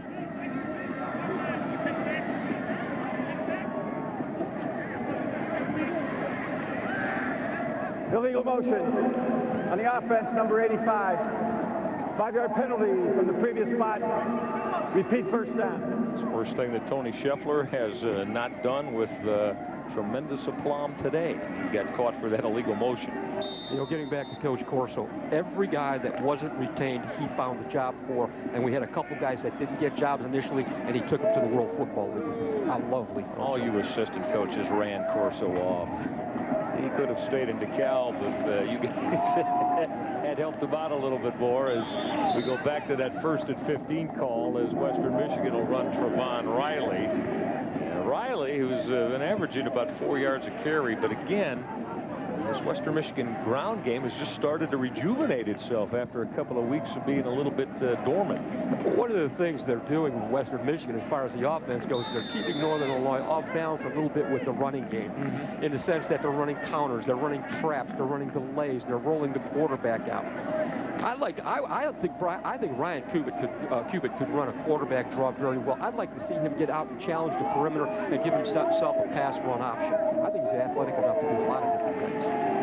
Out of the shotgun at 2nd and 15, gunning deep middle, and it's over the head of Tyrone Walker, senior wide receiver. Had Walker freed up, and Cubitt's throw had a little too much air under it. You know, one of the things, when you see 3 deep coverage like that, you have a man over the top, you have a halfback, a wide half, and a short half. And if you run the ball straight up the middle, you're running it right at the free safety with help over the top. That's a tough pitch and catch. One of the things Coach Schembechler used to do with Anthony Carter, they call it dead in the hole. He would attack that free safety head up, and then the Wangler would underthrow the football, and Anthony would come back for it. That's a great play. It requires a lot of timing, but it's very, very successful at Michigan during those days. And, you know, we've seen a lot of MAC offenses employ that as well down through the years with talented QBs and wideouts. This is 3rd and 15, needing a big play. Cubitt, he'll throw the crossing route. He's got wide receiver Brian Jackson, but that route came up about 8 yards shy of what was needed for the first down, and Western Michigan will have to kick the football away inside the 4-minute mark at quarter number 2. Okay, that first down motion penalty, bringing up 1st and 15. Tough to play against this active Northern Illinois defensive 11 when you've got 15 and 20 yards to go to pick up first down. Adam Anderson to boot it away. Get a turnover. Sheldon from the 12 is showing fair catches. That football angled out on that left sideline. So it'll be the 11-yard line where Northern Illinois begins. 2 weeks from today, you'll join us once again here on the MAC Television Network, 1 o'clock Eastern, as these Western Michigan Broncos head to see Omar Jacobs, a talented young sophomore quarterback for the Bowling Green Falcons. Check your local listings for coverage in your area, or of course you can check it out on the MAC website. It's on the air page at mac-sports.com.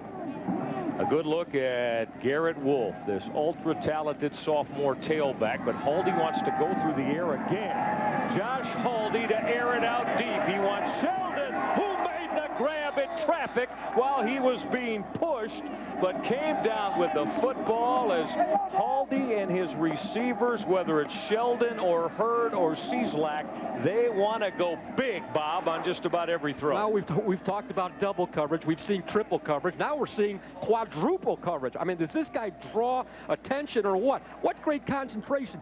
Great catch. Those defenders have to get their eyes back to the football a little bit quicker and bat that ball down.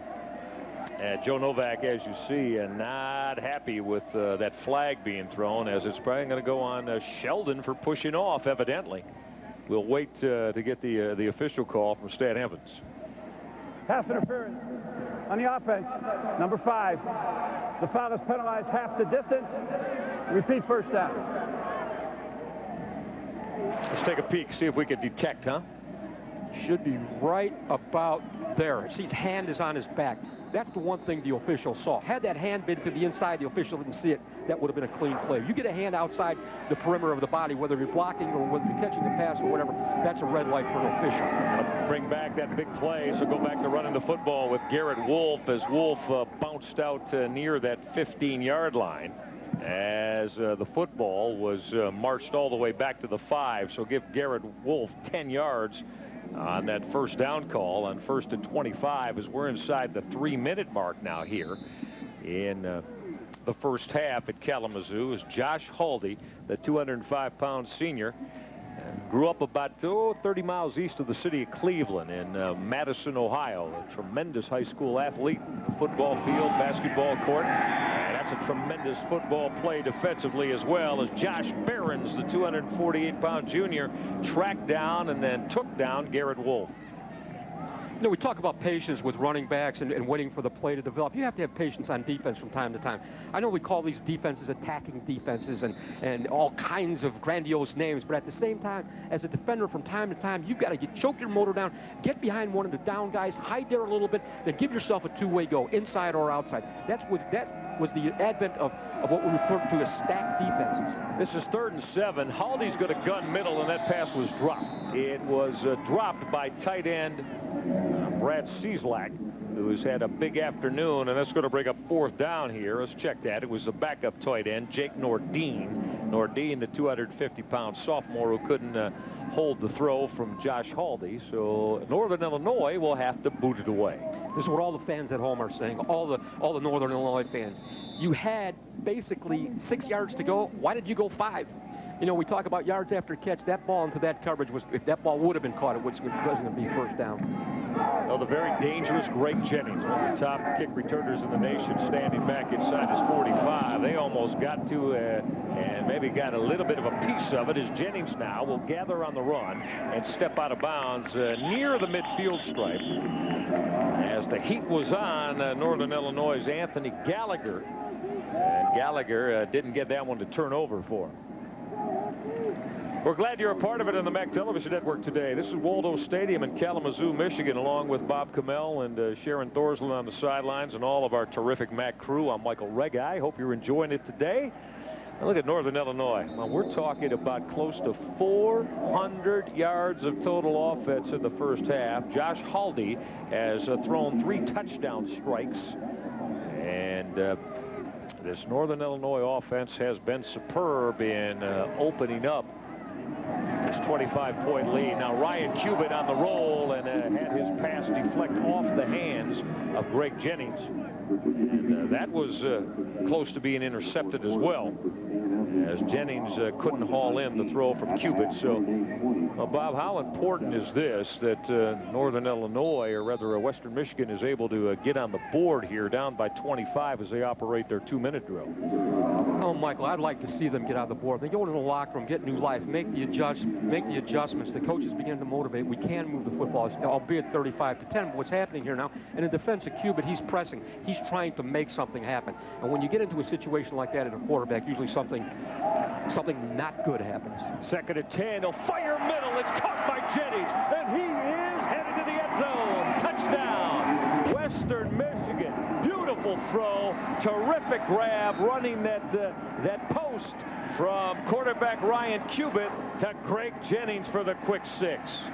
Jennings is a phenomenal athlete. As I said before, this guy could play any place in the country. Great catch, great concentration, puts the football away and in that burst of speed. There aren't 5 guys in the country that could have caught him after he caught that football. That's a wonderful play. Great pitch and catch. Cubitt to Jennings. Well, when you're down, you go find your big play guy, and Greg Jennings able to deliver for Western Michigan as the PAT added by Robert Menchinger. And let's go back and take a look of how Cubitt delivered beautifully. Well, this is nothing but nothing fancy. This is just a post route. We should have had the free safety in more of a back pedal over the top and mirroring Jennings as he moved across the football. Instead, he kind of choked his motor down there just a little bit. Jennings got that burst of speed. And, you know, we're always talking about if the football's above the waist, have your little fingers together. If it's above with the waist, thumbs together. He had one way and one the other way. How he made that catch, I don't know. Shows great hand strength there. You saw the numbers by rank for Greg Jennings. Is he, along with Dan Sheldon, not only two of the best receivers, but when you add in what they do with their kick teamwork on the punt returns, and look at the strength here of the hands. Watch his hands here. Watch his hands right there to catch that football and put it away. I remember when guys first started using gloves, coaches were running around. You think you really catch a football with gloves? Everybody has gloves on now. I've seen quarterbacks have had gloves on. Evidently it works. Yeah, and well, that's a staple around college football now. You don't see many receivers that don't wear them. In fact, I guess it's more of a surprise when you see receivers that operate without them these days. And how about 52 points of total offense on the board for these two football teams as Northern Illinois to get their hands on it one more time and hanging it up high for Lionel Hickenbottom. And look out, he's in open space.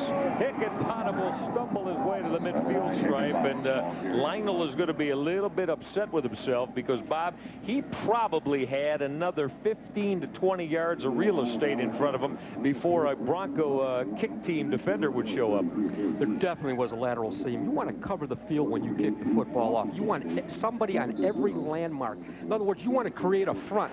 When you get the lateral seams where people start leaving their lanes just a little bit, he breaks to the outside here. Just loses his balance just a tad. Wants to make that cut so desperately, shakes his shoulders and loses his balance. Like the way he set that hand down there again, though. Had an opportunity to put that hand down and keep going again. I can play football. I don't think there's any question.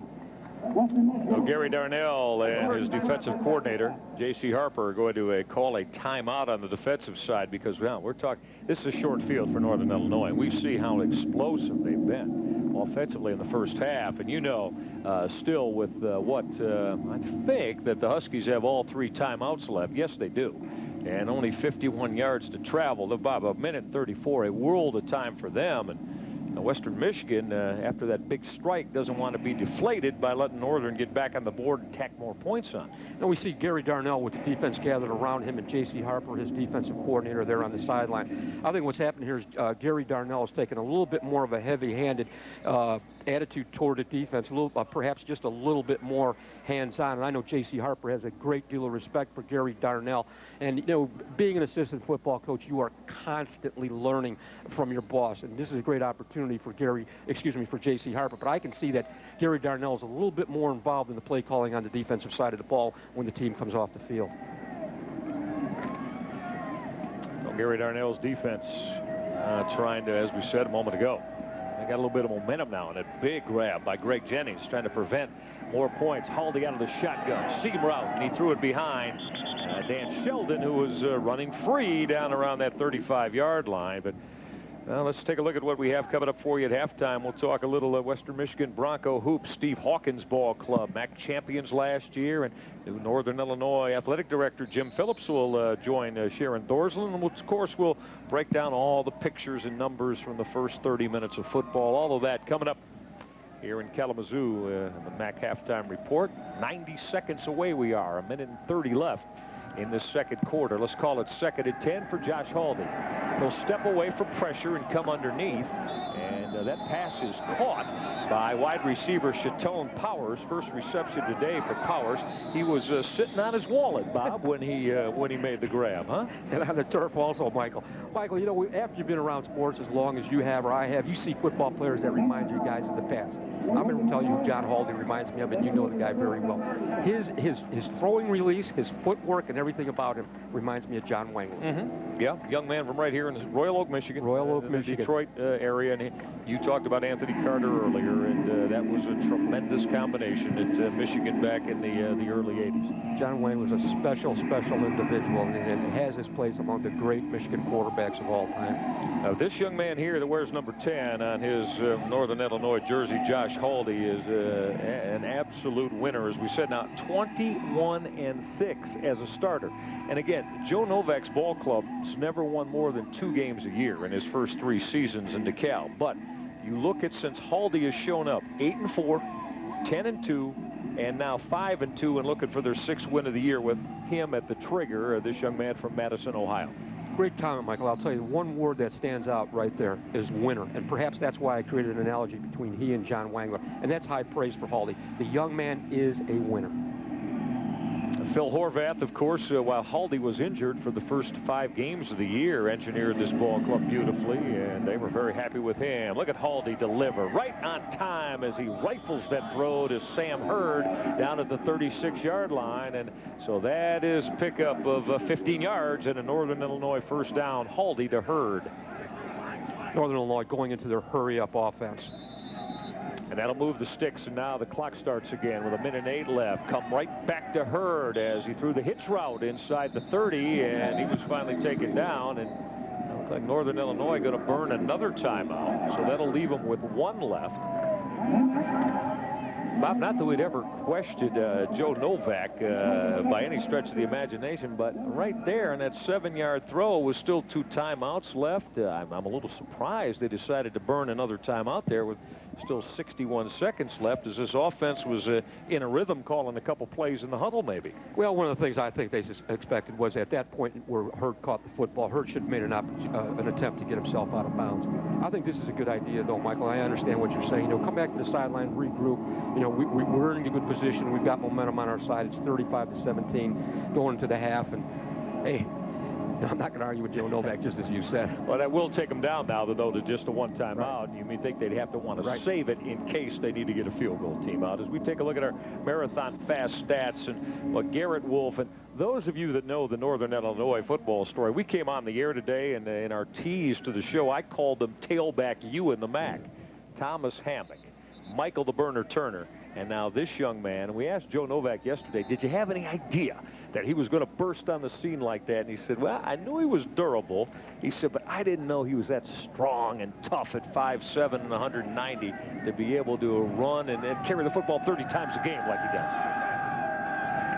He has been superb. On 2nd and 3, run that reverse to Sheldon with room on the edge. Sheldon will try to step through a tackle, but wasn't able to do it as he was collared and taken down.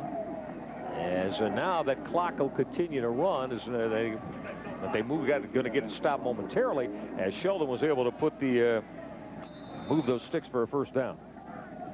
Oh, now it'll start again inside 50 seconds. Haldi got to get rid of it. Hurd dropped it at the 22-yard line. There was pressure coming as Jack Gittler, the senior defensive end, was putting the heat on Josh Haldi. You mentioned the young man, tailback Garrett Wolfe, being tough. You cannot play football for Joe Novak, regardless of the position, if you're not tough. We see a free safety blitz right there. The ball, Haldi should have led the receiver a little bit more toward the sideline, instead threw the ball behind him under duress. He's got to set his feet even in that situation. 3 wide receivers for Haldi out of the shotgun. Air it out, corner of the end zone. Hurd's got it. Touchdown, Northern Illinois. Again, tremendous concentration, Sam Hurd, and you can't throw the football any better than just Josh Haldi just did near that pylon left corner of the end zone. That was a beautiful throw, but what a wonderful catch. We talk about getting up at the high point of the football. Catch the football at its highest point. Watch Hurd here. Up, up, up, highest point. Beats the defender, looks the ball, and falls into the end zone. Hurd beat Blake Sims as adding the PAT, Chris Nendick, and this is a 42-point first half that Josh Haldi and friends have put on the board here in Kalamazoo. We call this offense high octane, and you have seen how they will hit you in the run game with Garrett Wolfe or with that young man right there, number 10, Josh Haldi at the trigger. Bob, that's eye-popping. 258 yards on 11 completions and the 4 touchdown throws. What a day. What a day this young man is having, and it's only halfway through, not even that. That's a big answer to what was maybe a momentum changer for Western Michigan when Ryan Cubitt hooked up with the touchdown throw to Greg Jennings. But in just a minute and 30 seconds, here comes Northern Illinois to answer. Well, they run their offense at will today against Western Michigan. You know, one of the things that you've heard so many times ad nauseum, Offensive coordinators need to take what the defense gives, and that's what you're seeing here. This is a well-prepared offense. They came into this ball game probably being expected Western Michigan defense to play close to the football, put 8, 9, 10, one time 11 men in the box. Hey, go to the passing game that worked. Great game plan by Northern Illinois. Now the record for Northern Illinois, points and a half in any game, is 50. 50 points that the Huskies put on the board against Fresno State back in 1990, and they have 42 up here. As going to keep that football on the ground. Rolling around at the 28-yard line. A knee was down, and that is where the Western Michigan Broncos are going to start with 37 seconds left, as that football was taken by Anthony Belmonte, a sophomore special teams player. Well, you line drive that kick because you don't want them to be able to create an an organized return. I mean, score is 42-17, albeit, you kick the football off, they get an organized return, they take the ball into the end zone. Hey, kick that line drive kick, play defense, live to play another play. 42-17. Michael, I don't think we're going to see that 50-point mark today.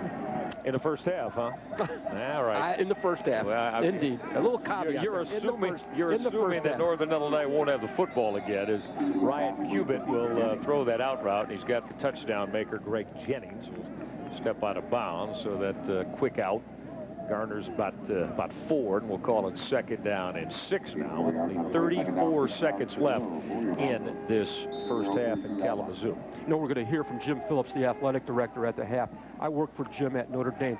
He is a wonderful, wonderful guy. He's a Chicago guy, went to Weber High School, comes from a family of 10 brothers, 11 brothers and sisters. He is just a wonderful, wonderful addition to the Northern Illinois family. And a crossing route coming underneath, and Ryan Cubitt will deliver the strike. That's Joe Chappell, who's made his 2nd reception of the day. So Chappell, the sophomore, getting some work, repetitions in this 4 wide receiver look. I mean, they've, again, the score doesn't indicate the abilities of Cubitt. We've seen him in the past. Good distribution, getting the football to a lot of different people. Again, getting back to Jim Phillips, the AD, one of the things he has to do for Joe Novak is raise enough money to improve the football offices and the football facilities the way they did with their basketball program. Yeah, beautiful new convocation center. That shotgun snap off the hands of Cubitt, and he's going to secure it and go to the ground back at the 24-yard line.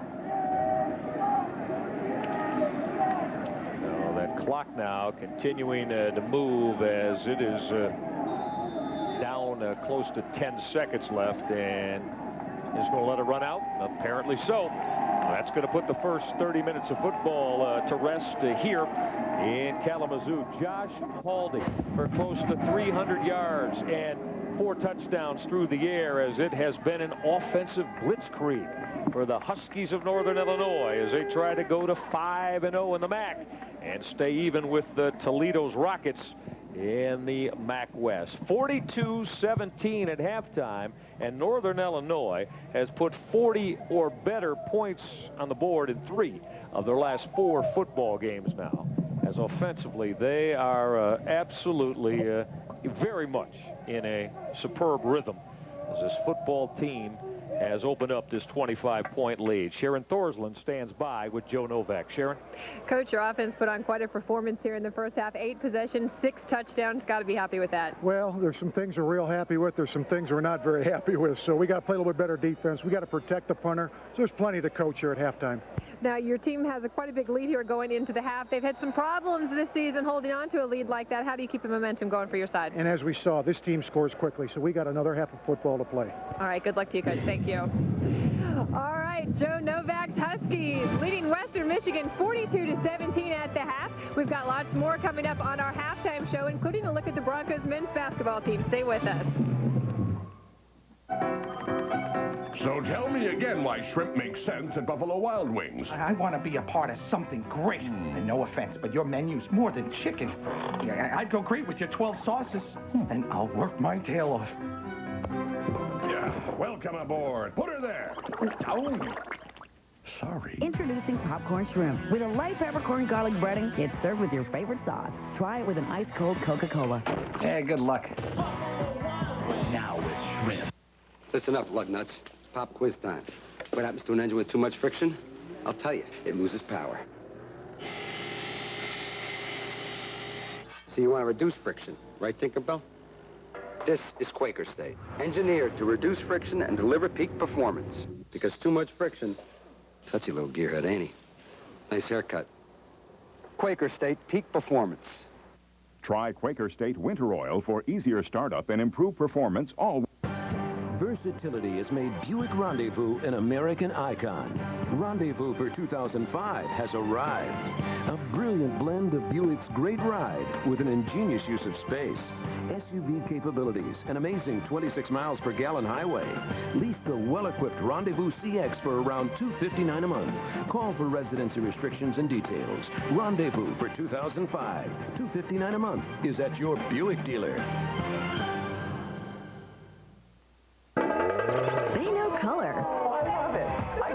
They know style. Oh, really? They know ways to make you say. They'll take liberties with your living room. They'll go kitchen your kitchen. Because they know what it means to be an original. Trading Spaces, Saturdays at 8, only on TLC. Brought to you by Kitchen Distributors of America. Trust KDA for the heart of your home. Welcome back to Waldo Stadium, where the Northern Illinois Huskies are leading Western Michigan University 42-17 at the half. Thanks for joining us today. Well, football season is rolling on, but basketball season is just around the corner.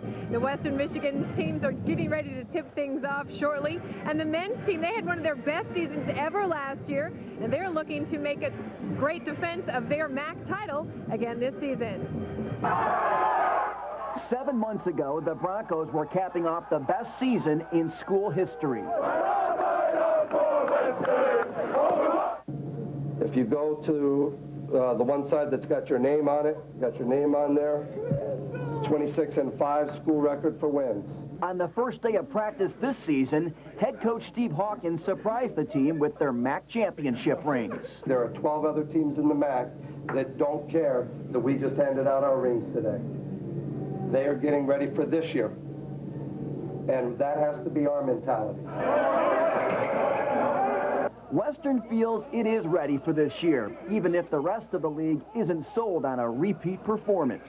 Personally, and I think as a team standpoint, we're real excited just because a lot of people have already projected that we'll finish 3rd or 4th in the MAC West, and I think we're hungry to get back and show people that, you know, the guys this year can do it again, too. I think we come in this year not being an underdog, you know, but at the same time, we still not getting respect, so we just going to take it like every year. Every year we never got respect, so we just going to take it like that, and we just going to go get after it, like we just got to worry about ourselves. We can't worry about what other people think. The Broncos do have some holes to fill.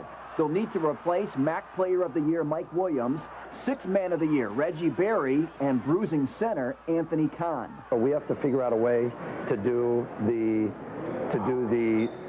get the same result we had last year, but in a different manner this year. Hawkins also talks about the difference between a program and a team. You know, it's one of the things we think we have. We have a program.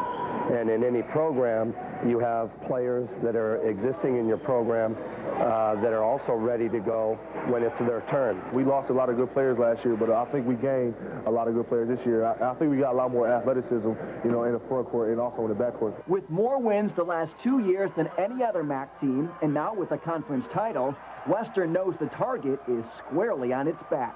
I hope so. You know, that's okay. It doesn't matter if it is, if it isn't. You know, our goal is ourselves. Our opponent is ourselves every time we step out on the court. It sounds like coach speak, but it's the truth. We play against ourselves. We beat people pretty badly last year, so I think everybody's going to be after this year. So we just got to work hard, and we just got to take care of ourselves. We can't worry about what other people want to do with us. After last season, they'll be wanting to do plenty. Reporting for the MAC TV network, I'm Ed Kingersky. Well, the Broncos certainly excited about their men's basketball team here this season, but there's, first of all, a lot of football left here to play today. Coming up next on our halftime show, we'll meet with new Northern Illinois Athletic Director Jim Phillips. Stay with us.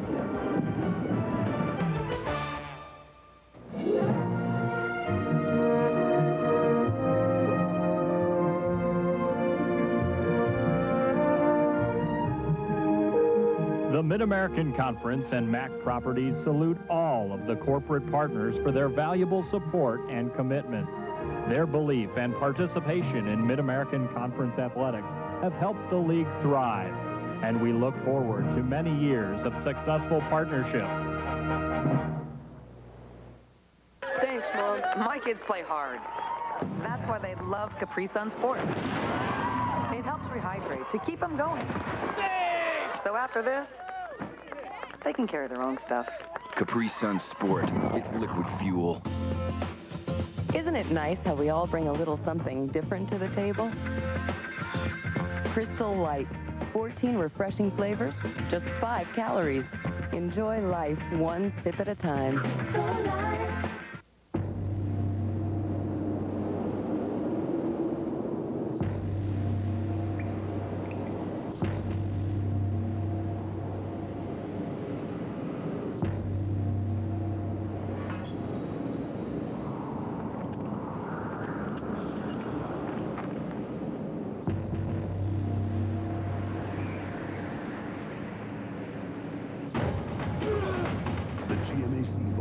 Tradition continues. Where do die-hard Mac fans go for the latest in Mac news and information? Mac-Sports.com, the official website of the Mid-American Conference. That's Mac-Sports.com for news, notes, stats, standings, and contests. Read headlines from across the country in the Mac beat. Want to know what's on the air? Mac-Sports.com is your source for the latest Mac TV and radio schedules and links. You can even watch highlights and listen to coaches talk in the Mac multimedia section. Bookmark it today. Mac-Sports.com. Welcome back to Waldo Stadium, where it's a cold and damp afternoon here. Western Michigan trailing Northern Illinois 42-17 at the half. Welcome back, everyone. I'm Sharon Thorslund. Joining me now, a very special guest, is Northern Illinois University's brand new athletic director, Jim Phillips. Jim, thank you very much for joining us here today. Thanks, Sharon. Thanks for having me. I'm excited to be here, to say the least. Now, you've only been on the job about 6 weeks. Not a lot of time to get things rolling, but I know that you've got a lot of ideas, a lot of things that you want to incorporate here at Northern Illinois University, particularly the student-athlete experience. Talk to me a little bit about that. Sure. It's really about their experience, and what I describe it as a world-class student-athlete experience. 3 key points: academically, socially, and athletically. Academically, that we graduate our young people and get them ready for the real world. I think sometimes we forget the social part. These are young people that are going through 18 to 20 to 23 years of their age of their life, and it's important for them to have a great social experience. And then athletically, we want to compete for and win championships in the MAC. Well, you certainly joined Northern Illinois at a great time for this football program. They've had unparalleled success the past couple of years. Facilities need to catch up to that success, so what is your plan with that? No question. I think it starts with the vision of the president, John Peters, who's wonderful. He understands athletics, and facilities is part of it. It's about what you invest in these young people's lives. And it's not only budgets and good coaches, but it is facilities, where they train, where they work out, where their enhancement comes from a Monday through Friday standpoint. Now, tell me a little bit about what your vision is for this Northern Illinois athletics program in the future. Sure. It goes back to that student-athlete experience. So without being too simplistic, you don't need a department, you surely don't need an athletic director without the young people, without our student-athletes. So we want to deliver on all the things that we talk about when we recruit them to Northern Illinois, that they're going to get a great academic experience, that they'll get a great social experience and a great athletic experience. All right, good luck to you, Jim. Thank you very much for joining us today.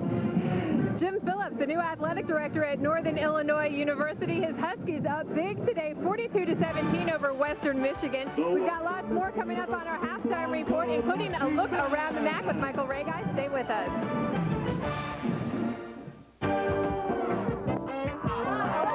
What a change! Oh, my goodness. I'm so happy for her. Look at this. Introducing the redesigned 2005 Nissan Altima. You might call it an extreme makeover. We call it the 05 Altima. Now with 1,000 cash back or 2% financing, Altima's never been more attractive. Beautiful. 1,000 cash or 2% at your Nissan dealer now. And the wheel goes round and round. The wheel goes round and round. Oh, the people know the wheel goes round and round.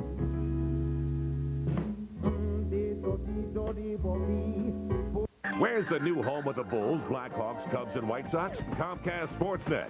We're bringing sports home in a whole new way. Every home game telecast in crystal clear high definition. The most comprehensive nightly sports news coverage on Sports Night. And the biggest Bears coverage in the city with 90 full minutes of analysis and interviews on Bears postgame live after every game.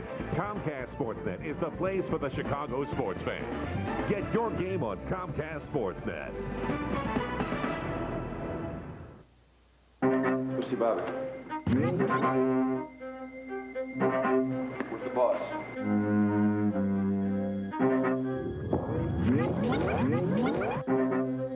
Boss, need a favor. Again? My guy needs some wheels. Hey, Bob, I got a guy. He's at 66th and Western. Yeah, boss, send him to Gillespie. Yeah, boss, send him where the big dogs go. 866 Fun Chevy. And you mention Bobby hits, and they're going to knock 500 off every deal.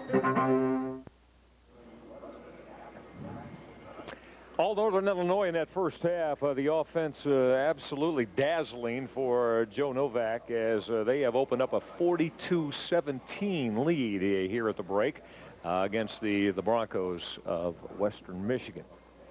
Great to have you along with us here at Waldo Stadium. We kind of build this as we came on, Bob Kamel, as Northern Illinois offense is proficient as certainly any in this conference, and you could argue as any in the country. And Josh Haldi, Garrett Wolfe, and that big offensive line did not disappoint here in the opening 30 minutes.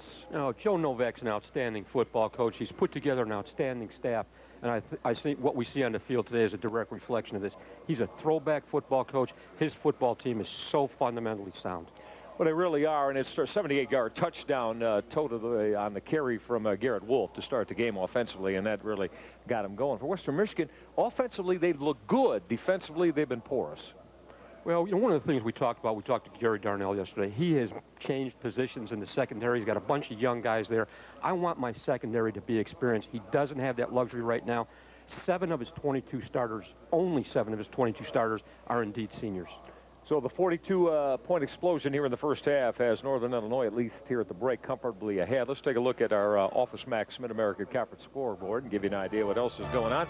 Omar Jacobs to that high-power Bowling Green offense has opened up a 25-point lead down in Athens against Ohio's Bobcats. Marshall at home, leading the Bulls of Buffalo 7-0. Still to be heard from Ball State travels to Akron. Central Florida is under the lights in Miami tonight, and Central Michigan goes to the Glass Bowl in Toledo. And, of course, Northern Illinois we'll be watching that closely as the Rockets look to go to 5-0 in MAC play. All right, let's take a look at the Players of the Week. Josh Betts put up over 300 yards through the air and a couple of touchdowns last week at a big Miami win. Kiki Gonzalez at Akron, defensive tackle, the co-defensive player of the week in the East with James Evans at Buffalo, and Emmanuel Spann at kick return specialist for the Thundering Herd of Marshall. Had a couple of returns and was big in the Marshall Road win. The west side of things, who else? Garrett Wolfe, 226 yards and 4 touchdowns for Northern Illinois in their home win over Central Michigan. Kevin Harrison, we saw that Eastern Michigan linebacker a couple weeks ago. 17 hits, and he forced a fumble. And B.J. Lane of Bowling Green. B.J. Lane had a 93-yard kick return for a touchdown. He is the special teams player of the week in the West Division. Right here, Northern Illinois with a huge 42-17 lead over the Broncos of Western Michigan. A lot more halftime coming up on the MAC Television Network. Founded in 1903, Western Michigan University's enrollment has grown to nearly 30,000 students. With more than 260 fields of study and a nationally renowned faculty, Western Michigan is considered one of the nation's top 100 public research universities. Students enjoy an active campus life, including Division I athletics and more than 300 student organizations. Western Michigan, one of the nation's leading student-centered research universities. Where do die-hard MAC fans go for the latest in MAC news and information? Mac-Sports.com, the official website of the Mid-American Conference. That's Mac-Sports.com for news, notes, stats, standings, and contests. Read headlines from across the country in the MAC beat. Want to know what's on the air? Mac-Sports.com is your source for the latest MAC TV and radio schedules and links. You can even watch highlights and listen to coaches talk in the MAC multimedia section. Bookmark it today. Mac-Sports.com. Motor City Bowl 2004. We have the teams representing the two conferences that dominate Midwest college football. We have the united backing of the world's most important manufacturing industry. We have a national television audience. We have the newest, best football stadium in America. Motor City Bowl 2004. Football in Detroit during the holidays. You want to be there.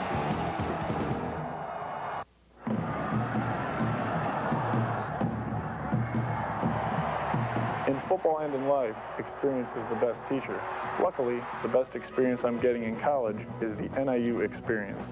I'm studying with dedicated professors in a program that's nationally ranked, and I'm applying what I learned to real-world business issues. So when I leave NIU with my degree in accountancy, I'll be a top recruit for companies that value real-world know-how. Get a step ahead. Get the NIU experience. This afternoon's presentation of the Mid-American Conference Football Game of the Week being brought to you by First Energy. Our energy is working for you. Also by Huntington, by GMAC, the financial services people from General Motors, by Cleveland Clinic Sports Health, also by Office Max. They ask, what's your thing? By MBNA, the official credit card of the Mac, by Kraft Foods, and also by Giant Eagle. Make every day taste a whole lot better.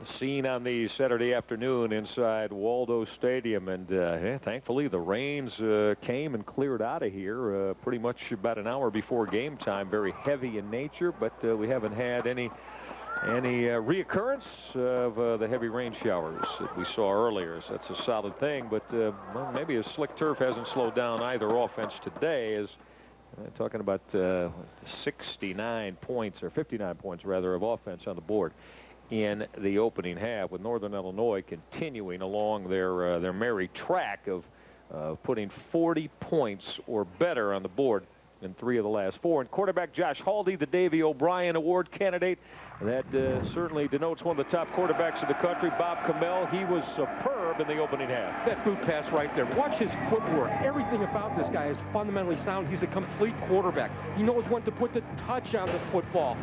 We see that a fade route right there. Garrett Wolfe, something so special to this conference. I don't think not only to Northern Illinois, but to the entire Mid-American Conference. Great burst speed, great discipline, great patience, and then the strength to break tackles. How can you not like this kid? I wouldn't be surprised if he ended up the MAC West Division player, Offensive Player of the Week this week. It's been special. Josh Haldi's thrown for 258 yards and 4 TDs. Does Gary Darnell's defense have any answers? Let's find out with Sharon Thorsland. Coach, team had struggled a little bit there in the first half defensively. Northern Illinois' offense awfully good. What adjustments do you make here in the second half? Well, we went in to see, we know that, you know, what they can do at the run, and we made as bold a plan as you could make, and we knew there was going to be a chance. We knew there was going to be some big plays, but we just haven't been able to just control the big plays at all with defensively. If we get anywhere we can control the big plays a little bit, we can be fine, because we can match up with them offensively and we can do those things. Special teams we can do, but we have to find some way to avoid the big play on our defense. Thanks. Good luck to you, Coach. Back up to you, Michael. All right, Sharon, appreciate that. Let's take a look at the first half numbers brought to you by our friends at the Cleveland Clinic, and 411 yards of total offense, Bob. I mean, that pretty much speaks volumes, but look, almost 12 yards per play. Gary Darnell just spoke to that effect a moment ago. Well, the greater the risk, the greater the return, but also the greater the risk, the more susceptible you are to the big plays. When they started, you know, we talked about it a little bit yesterday with Coach Darnell, putting all those people up near the line of scrimmage does not give you the opportunity to defend the intermediate or let alone the deep route. You know, kind of funny, Josh Haldi at the half, you see a little excitement on him? He's an accounting major. I guess we're talking about big numbers here today. Cha-ching, huh? Cha-ching. Knows how to make the scoreboard lights go in a solid and sometimes brilliant manner for Northern Illinois. And again, for the Huskies, this is a situation where they've had an opportunity to go to 5-0 here this afternoon in the MAC. And Dan Sheldon has been twice on the receiving end of those 4. 2 for Sheldon and 2 for Sam Hurd, the terrific wide receivers. And I'm so impressed with the offense and the scheme. And again, we talked about during the course of the game. We'll do it more when they have the football, but this veteran offensive line of Northern Illinois, one of the main strengths up. All right. right, let's start half number 2 now as Northern Illinois to boot it away to Western Michigan. That is return man Tyrone Walker, not able to get to the 20-yard line, or he was stacked up. Special teams coverage for Northern Illinois being led by linebacker Marlon Watson. Let's look at the first half series start chart here, if you will, and this is what Western Michigan got done in their 8 possessions of the football. Well, as you look at this, missed field goal, touchdown, but here's the glaring punt, punt, punt, touchdown. I mean, that's a trade-off that we really don't need if you're a Western Michigan Bronco fan. So Ryan Cubitt from the 19-yard line will get motion from Tyson DeVree. And at first call of the second half, will accent the ground game as Trevon Riley gets a call. Hey, 14 carries for 68 yards, averaging almost 5 a carry. Bob, that's strong in anybody's book. They probably didn't get to use it as much as they would have liked. Oh, there's no question. They had a little more balance early on in the game. I think they'd be running the football a lot more and probably be in better condition than they are as we look at the scoreboard at 42-17. You know, talking to Gary Darnell yesterday, Michael, you heard him mention he only has 7 seniors out of 22 starters.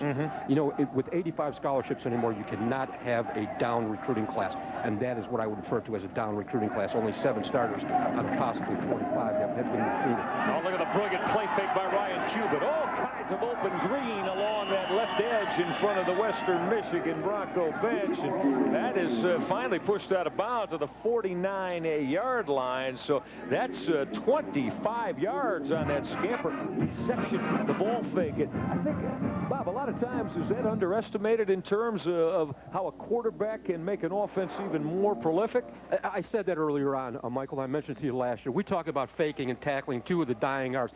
Faking the football, the way you handle the football and protecting the football as you fake it causes that type of deception. It draws so heavily on the defense. You get all those defenders going in one way, and he comes back out the other way. You know, Michael, I mentioned earlier also, I think Ryan Cubitt has the ability and the athleticism to do more than actually what he's doing in this offense right now. And if this season continues to progress for Western Michigan the way it has gone, I would not hesitate inside the red zone to put in just a little bit of option for Mr. Cubitt and to show it and force defenses down the line to prepare for it. I like this kid. He's got a great deal of athleticism. I think he's perceived, though, as a pure pocket passer. I don't think he has to be that. No, Cubitt, who as a freshman, true freshman, played a lot of football, started for Rutgers in the Big East. Off the play fake. He's airing it out, going deep. And we've got the contact, and that is going to be the defensive secondary push as the throw was intended for Tyrone Walker. And Walker got a shove back there as he had separation as he was working on Rob Lee on that left corner.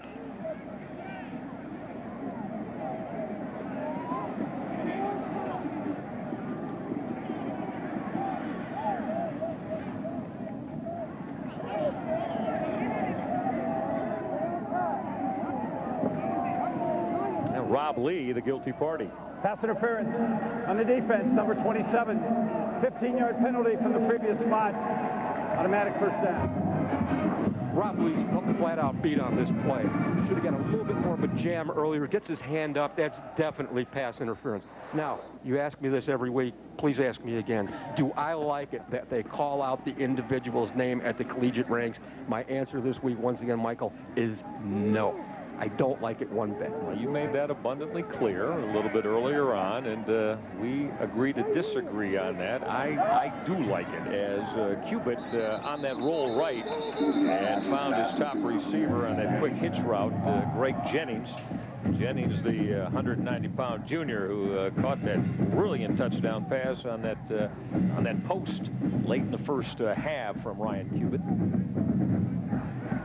Cubitt has touch. He can get the ball to the outside. He can throw the out route to the far hash, which shows great arm strength. Again, I'd like to see him use just a little bit more athletically. I'd like to see a draw play with him. I'd like to see him roll out into the flat, again, challenging the perimeter with a run-pass option. Now give the football to Trevon Riley, bursting through a seam on the left side. And look at Riley operate down to the 20-yard line. So that's a quick gain of 13.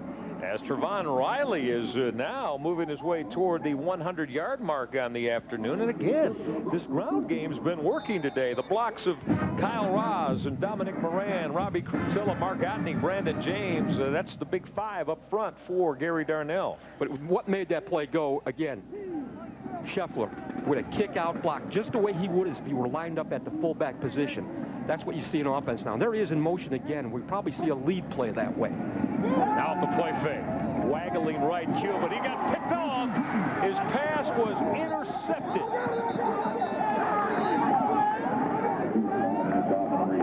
The interception from Jason Hutton, the 239-pound junior linebacker. We got a little misdirection boot pass here coming out to the flat. You've got to get a little bit more air under the football right there, or with that defender right in your face. Here comes Scheffler across the formation. That ball has to be thrown a little bit higher if he's going to the deep route, or thrown to the outside shoulder of Scheffler, which it wasn't. Great defensive play. The 8th interception of the year from Ryan Cubitt. They'll give the football back to Josh Haldi from the 29-yard line. This is Garrett Wolfe, as Wolfe will operate off the right side, following the blocks of his right guard, Mac Magaki and Jake Verstrady. As we go back to the work of 240-pound junior linebacker Jason Hutton, who made that pick. Jason Hutton's looked right into Cubitt's eyes. Read those eyes. Read those eyes. And as soon as the quarterback starts to draw on the ball, that's when you make your break. By drawing the ball, take his left hand off the ball if he's a right-handed quarterback and start to bring it back and go to that intersection point. Now 2nd and 4 from the 35-yard line. After Riley got 6, run that stretch play and work the ground game again. Garrett Wolfe will bounce outside, and we've got a flag that's probably going to be a block in the back that's going to go on Sam Hurd. It was thrown in the direction of Hurd as he was trying to get a block and get a push for tailback Garrett Wolfe.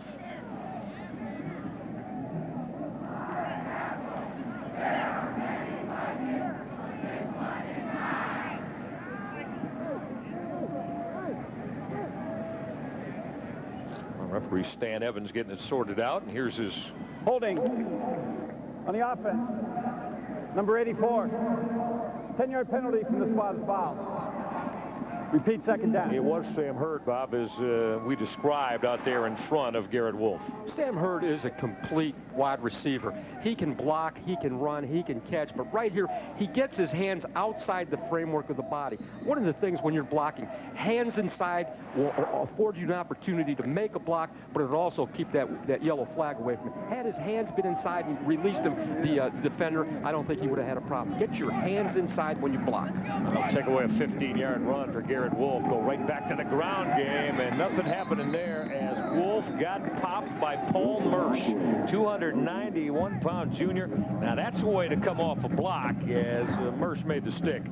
A great quickness, and he causes great separation, keeps his feet moving, keeps his pad level down low. I'd like to see his head up just a little bit. Young guys out there, when you tackle, make sure your head is up. Never tackle with your head down. Nick Melcher on that initial hit. Melcher, who plays alongside Paul Mersch, 255-pound senior. We'll credit him with that stop. Haldi in trouble, but escapes. Look at Josh Haldi. Hey, the quarterback's supposed to slide and go down. He needed the 39-yard line for a first down. That's 210 pounds of taut steel. He just took on linebackers to move the chains. Do you really think a Joe Novak quarterback is going to slide? I mean, no, I don't. You're right. Haldi, you take off with that football. As far as I'm concerned, you're a fullback. He finds just that little seam. Put the ball away, young man. Put it away. Tuck it away. There you go. 2 hands over to cover the football. Nice job there. You start to get into the fray. Take that other hand, put it over the top of the football. Hey, see what I mean about taking on linebackers? He took on 230-pound Mike Giorgione. Now run the football. Stretch play. That's Garrett Wolfe. He'll spin across the 45-yard line and out to the 48. See, 6, 7, 8 yards of carry on first down for this talented sophomore Garrett Wolfe. Okay, what made this play? Matt McGay, 6'3", 302-pound senior, pulls, engages the blocker, and I mean, that is really something special. The bigger the area that you're operating in, the more difficult it is to block, and for a big guy to be able to do that, this is a guy I would think would play in the league one day. It's second down now, right back to Garrett Wolfe. Look at the cut. Spun out of a tackle at the 45 of Western Michigan and finally was taken down by Scooter McIntosh. But, you know, Garrett Wolfe in spring drills, he was number 3 on the depth chart, Joe Novak, and has just absolutely exploded with his vision. Talked about vision and quick feet. When you talk about recruiting and you talk about evaluation, and it sounds more so like you're talking about high school football players, but on a college staff, you have to be able to recruit the players on your team, develop them, and then continue to recruit them. There's no question. And evaluate them on a day-to-day basis. Now, A.J. Harris, who you saw in a couple of series in the first half, and, you know, A.J. Harris had 3 carries of the football, make it 4 carries of the football, but, hey, it's not that Harris wasn't getting the job done. It's solid. He's a bigger back at about 220 pounds, but just, you can't keep Garrett Wolfe off the field. And he blocks in the pass game as well that Joe Novak loves. 2nd and 11 now after Wolfe got stacked up. Go right back to Wolfe. He's got the corner. Garrett Wolfe inside the 35 where he got drilled to the ground as he was hit hard by Eugene Childs and taken down as he reached the 35-yard line. I had the pleasure of being around a young man by the name of Virgil Guerin, and he was Garrett Wolfe's high school football coach at Holy Cross High School in River Grove, Illinois. And is that not an impressive day, folks? Even stupidos like me and Kamel can do that mathematics. It's 16 for 161. That's 10 a tote. 10 and some change, right? Even our 8th grade mathematics teachers would be proud of us to being able to decipher that. Off the waggle left, Haldi's got a wide open tight end. Big Brad Cieslak motoring inside the 25 down to the 22-yard line. And well, the play fake, the waggle, Cieslak, but Bob, you could explain it. What, he engages in a block and then comes off free. He comes off. He has to sell it. He sells the run, then he comes off. Now, if it's man-to-man coverage, you sell that run. That defender is going to play run, even if it's zone with certain keys with free safeties and strong safeties on tight ends. I would call Cieslak Ditka-esque. Look at the numbers. 3 receptions for almost 100 yards. Now let's call the 3rd and 3 and go back to the big back. Well, they hadn't moved the change yet, so we'll reset that. It was on the 1st and 10 call after the first down reception from Brad Cieslak, and getting the carry there, A.J. Harris, that 220-pound junior we just talked about, who now he still gets in the neighborhood of 8-10 carries a game. And operating now as the football is moved toward the red zone. Right back on the ground with Harris. Tried to pull out of a tackle and knife his way inside the 20. As he was in the grasp momentarily of Paul Mersch, the defensive tackle. You know, I had mentioned Garrett Wolfe from Holy Cross High School in River Grove, Illinois. His high school football coach, Virgil Guerin. Where did Virgil Guerin play his his college football? At Northern Illinois University. Talk about a recruiting pipeline. Virgil now is the defensive coordinator at neighboring Fenwick High School and doing a great job. Now Haldi looking end zone. To the right corner of the end zone. He's got Sheldon on the money. Touchdown, Northern Illinois. That's the 3rd hookup today from Josh Haldi to Dan Sheldon. This one from 18 yards away. The 5th touchdown throw of the day for Josh Haldi. Great footwork here by the quarterback. Carries the ball just where you want it to be. Looks off one receiver. Throws the ball into the end zone. Beats Scott Robinson on the coverage. Nice throw, nice catch. The secondary, the inexperience of the secondary of Western Michigan is really being exposed today. Chris Nendek, he's been a busy guy today, adding the point after touchdown. That is his 7th PAT of the day. Josh Haldi, we spoke to him yesterday. He loves how efficient, how he can spread the football around in this offense. He's thrown 5 touchdown passes, all Northern Illinois. Hey, hi, you want to save money on gas? How about 10%? Huh? You know, today, that's 18 cents a gallon. Ooh. So, start saving. Get the Marathon Platinum MasterCard from Chase and receive a huge introductory 10% rebate on all Marathon purchases. Then 5% after that. Here's an application. Sure. Thanks. I gotta go. I'm needed on pump 5. I promise promise you good service when you come into the bank every time. I promise that you're going to be a happy customer when you're banking at Huntington. Those are the little things that I think that set us apart. You can trust me. I will take care of your transaction. Come on in, sit down. Let's check it out and see what we can do for you. I'm a heck of a good listener. I think that's what makes me a good banker, because I look at them as a person. I want you to feel that I'm your financial partner. We're there for you. So come on into Huntington and be my partner. Now, Van Helsing, Your reputation precedes you. really, a man without a past, will face an enemy Going to go in there and stop Dracula. that never dies. Own Van Helsing now. Tonight at 7:30, the young Bulls are ready for a preseason shootout as they battle Vince Carter and the Raptors at the United Center, followed by Bulls postgame live. Bulls Raptors tonight at 7:30. Get your game on Comcast Sportsnet. The Husky mascot saying we've got oh so much to howl about today here in Kalamazoo. 49-17. You know what that Husky mascot's name is? Victor E. Victor E. Victor E. Husky dog. Stick around with me, Michael. Learn a lot of things. You get to the Calb, that might come in handy one day. I'm going to ride your cape, Superman. We're riding 13 plays for 79 yards. Dan Sheldon has caught 3 touchdown throws today, and as big numbers, eye-popping, as a matter of fact, is Gary Darnell talked about it. Big plays and too much running free behind secondary men in the Northern Illinois offense today. So this is Tyrone Walker now trying to bounce his way on this kickoff return, and got collared at about the 18-yard line. So Walker has been busy today, and so is Chris Nendick, because I mean, after 7 touchdowns, there's been a lot of opportunity for kick returns from that man, Tyrone Walker. Too many to suit Gary Darnell, obviously. Gary Darnell not very happy and very understandable. He's coaching his coaches on the sidelines, talking to his special team coach there, Coach Diaco. You know, and that's one of the things. You get a guy, an experienced guy like Gary Darnell, you never stop coaching. I don't care, 49-17. He'll coach until the last tick of the clock, not only his players, but his assistant coaches. So Ryan Cubitt out of the shotgun now. I think he's got Mark Bonds at the tailback spot with him. He's going to throw that out and up route intended for Joe Chappelle on the move as it fell incomplete. All right, Mac fans, go along with the MBNA Mac MasterCard. Call toll-free at the number you're looking at on your screen to apply for a Mac MasterCard to get a Mac Spectator chair free with your first qualifying transaction of at least $25. The priority code you need to mention is QJQ4. Get that Mac MasterCard. Northern Illinois defense now has the luxury of these defensive linemen. They'll get a leg back. They'll put a hand down on the ground. They can just come like all heck. 3 wide receivers now. And run the football with Mark Bonds.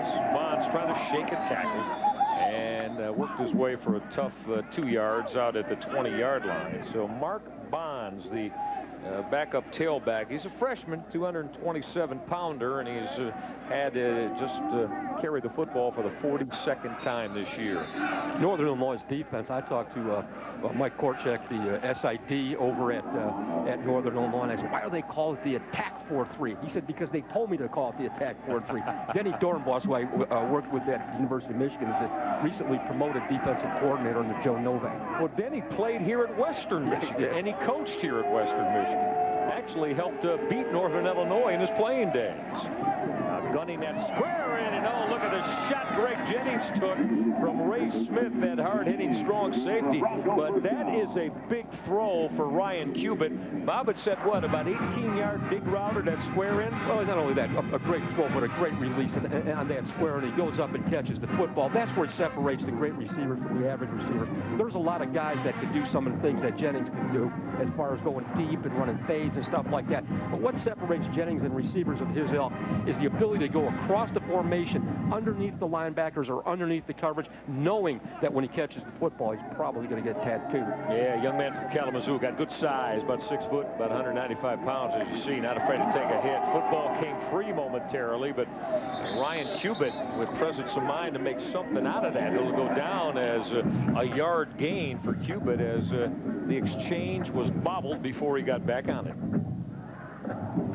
I mentioned Denny Dornbus. You mentioned the fact that he played here. There are so many guys on both of these staffs who were parts of this great conference, whether it be coaches at other schools or whether they played in the conference. This is one of the best football conferences in the United States of America, and no one will ever tell me that it's not. Call it 2nd and 9 now. With time, there's that quick underneath route. Big tight end, Tony Scheffler on the grab. He's got a first down for Western Michigan. Scheffler continues his big day. And Bob, yesterday, hey, both Joe Novak and Gary Darnell told us that the recruiting wars intense between these two programs. They've become somewhat natural rivalries now because of their geographic location, and they recruit a lot of the same guys, especially in the talent-rich Chicagoland area. Excellent point. The demographic of their recruiting definitely overlaps. One thing I like about Joe and his recruiting coordinator, Mike Sabach, is the fact that they've stayed home quite a bit. There is a great deal of high school football talent in the Chicago area. And abundance of it. Now Cuban will roll right and come back underneath, and Tony Scheffler making the grab. But how about Jason Hutton, the young man who just made the interception, wearing number 85 for Northern Illinois? He wasn't fooled as all that flow, Bob, was coming on that roll right, but Hutton stayed home. Discipline. Discipline and reading your keys, doing the things that your coaches tell you to do. And coaches are, as I mentioned, they're constantly recruiting, and you're constantly selling these guys to get them to believe in the system that you've installed. And we talked about the Chicago area. Maybe one of the best football players, though, that I ever recruited in my life when I was at Northern Illinois was Marshall Taylor from Cooley High in Detroit. Cooley High in Detroit, that's right. So you switched on me from Chicago to the Motor City real quick. Again, Cuban to roll right. Got it away, and how about the catch in traffic from Brian Jackson? Well, Jackson heard footsteps from, again, Jason Hutton, who has been all over the place, but I like that. Jackson pulling that football in, about 6'4" with that range of his. God, these kids are getting just so much bigger. There's a wide receiver, 6 feet 4 inches tall, 270 pounds with pass-catching ability. Hey, that Marshall Taylor, he was something special. I will tell you that. Could play. You know, I thought you were going to tell me, you know, the top high school football player that you were associated with was from Fenwick High School in Chicago, a fellow by the name of Kamel. No. Heavily recruited. Kamel was not 1/4 of the athlete that Marshall Taylor was. Now Cuban back in the pocket on 3rd and 5. He'll throw that fade route to Greg Jennings, who made the grab as he was crossing in that secondary and out of bounds at the 20-yard line. That's a 22-yard hookup. Beautiful throw from Ryan Cuban to Greg Jennings. Good concentration on this catch. It's a good route. How much more can you say about this guy, Greg Jennings? Cuban back to throw, looks. He looked off his primary receiver, sees Jennings out in the flat. Jennings catches the football, keeps his feet inbounds. As I said, time and again, Greg Jennings will play on Sunday. He's now over 100 yards in receptions today from quarterback Ryan Cuban.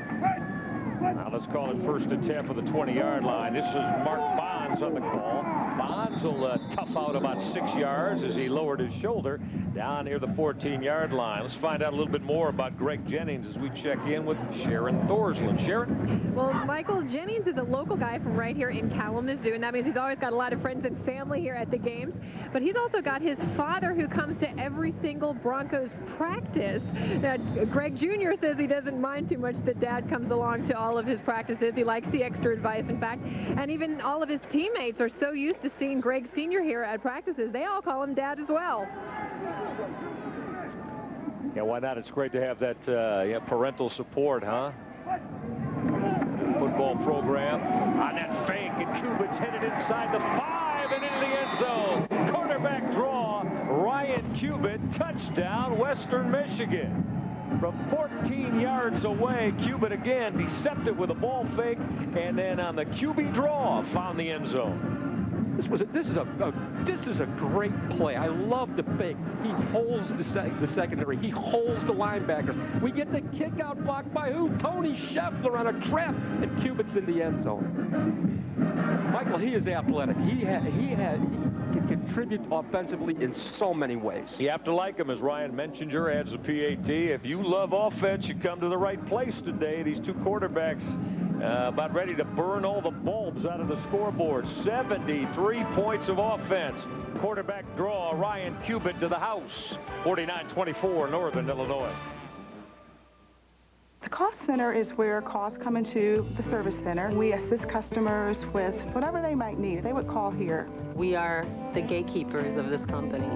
We are the ones that the people talk to. They usually don't see the linemen, or they don't see the meter men. They don't see the people behind the scenes. So yeah, we represent the company. My philosophy is I want to find out what you want, and I want to do exactly what you need to have done, and by the end of the call, I want you to be smiling.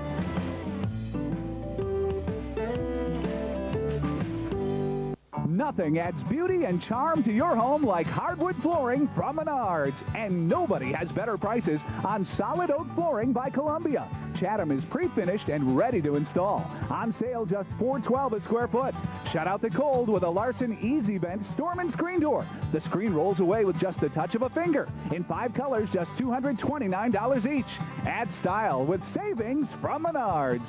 Save big money at Menards. I watch football in the springtime. I watch football in the fall. Oh, I watch football in the winter when it drizzles. I watch football in the summer when it sizzles, baby. I love football every moment of the year. I love football. My, oh my, do I love football. NFL Network's here, baby. Ooh, yeah. We're very impressed with Ryan Cubitt today, as he's engineered 3 touchdown drives in his first rushing TD of the year from 14 yards out. Quarterback draw, and they got it blocked well up front, Bob, in that 82-yard drive. Well, as I mentioned with Tony Scheffler, this young guy is asked to do so much, and he does it so well. I'd have trouble remembering all the plays, let alone having an opportunity to execute them if I was he. I mean, he runs routes, he runs a normal tight end alignment, he goes in motion, does a lot of things. Out his kick's going to come up short. This is Marcus Perez from the 16. Perez has got a crease. Marcus Perez with speed. Look out. Out over the midfield stripe, but he finally got dragged down. Got dragged down at the 47-yard line, and it took Nate Meyer, who kicked off, to get Marcus Perez secured. Don't go away. Northern Illinois with the football again with their 25-point lead.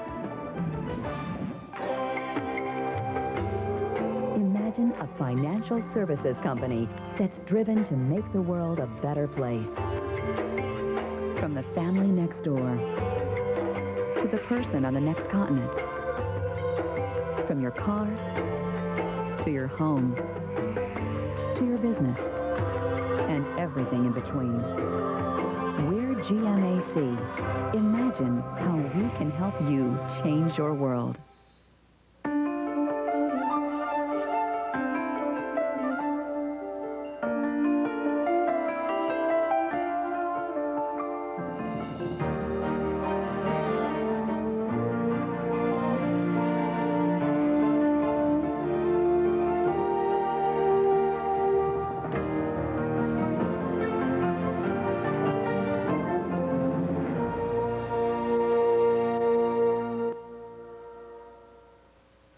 It's going to be downright cold. Check this out, 9 degrees tonight. So I advise you to put a couple extra blankets on the bed.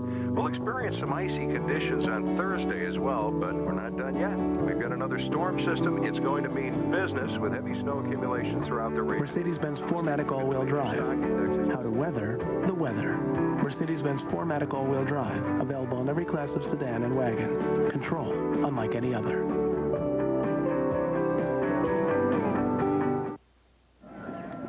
Big kick return for Marcus Perez as look at the band members here. They're strong in the Western Michigan Marching Band. And Perez with that kick return into Bronco territory. So short field again as Josh Haldi and the Northern offense will start from the 47. Play action. Well, Haldi wants to load it up again, and he's got Sheldon wide open. Double move, Bob, and up and out for Sheldon. A double move takes some time to develop, but that protection was terrific. Protection was terrific. The fake was terrific. Kept the defensive players off kilter just a little bit. Great run, great route, faked the inside, faked the post, went to the corner, good throw, good catch. Well executed football play. I like play action passing. Play action passing is great if you're running the football. If you can't run the football, you can forget about the play action passes. Well, Josh Haldi and Dan Sheldon, that combination has been absolutely lethal. Run the stretch play to A.J. Harris as Northern Illinois will work the ground game, and Harris, let's give him about 4 as he got put to the ground at the 13-yard line. Well, the numbers, as you see, as we're inside the 3-minute mark here in the third quarter, offensively, absolutely eye-popping for this offense of Northern Illinois. Balanced, well-coached. One of the things that describes this offensive line is they are very technique sound. And you can't say enough about the word technique in college football. 2nd and 6. Run the stretch play on the ground again with A.J. Harris. But this time, that Western Michigan defensive front was able to get off their blocks and flow over to find Harris and put him down after a short gain. We talked a little bit about recruiting. Great recruiting story on Marshall Taylor. I recruited Marshall Taylor out of Cooley High School in Detroit.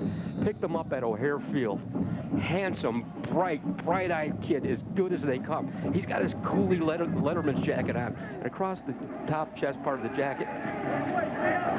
Haldi rolling right. He's got Brad Cieslak, who goes airborne. Did he get in the end zone? Yeah, he did. Touchdown, Northern Illinois. Josh Haldi, his 6th touchdown throw of the day. Got his tight end, Brad Cieslak, who went through the air to get across that final stripe for the touchdown. I'll come back to the Marshall Taylor deal here in a second. But here's that boot pass again. And Gary Darnell talked about the boot pass yesterday with us and the importance of it in the Northern Illinois offense and how he's really gone over time and time again with his defense. But with that type of deception, hey, that's a well-executed play. Now another point after to be added by Chris Nendick, and the sophomore now has tacked on this, his 8th PAT of the day. And look at Cieslak. Oh, Cieslak sticks the one hand out there like a wide receiver, but he's a tight end. Pulls the football in. Why he caught that football is when he had it in his left hand, he looked down at it, looked the football in. Getting back to Marshall Taylor, I mean, this jacket is beautiful, and he's a great kid. 15 for 22, 333 yards. Unbelievable. 6 touchdown throws for Josh Haldi. That sets a career high for him. And he's now with 52 touchdown tosses in his brilliant career. Now, on the top of his jacket right here, it says Marshall, okay? And these were the days when you'd actually go to meet somebody at the airport. You'd all go all the way down to the gate. I'm walking down to the gate. There's a Chicago policeman sitting there. Big guy, looked like an offensive tackle. I get Marshall at the gate. We're walking out of O'Hare Field. He looks at him and he said, "Marshall, welcome to Chicago." Marshall takes a couple steps. He says, "Coach, how did he know who I was?" I said, "Everybody knows you're coming, Marshall." I never had a chance to stop and thank that policeman. I love those cops in Chicago, but wherever you're at, thank you very much. Marshall Taylor ended up a Northern Illinois Husky, and a great friend of mine this day. All those recruiting trips, huh? So Nendick to boot it away, and one more time, Tyrone Walker.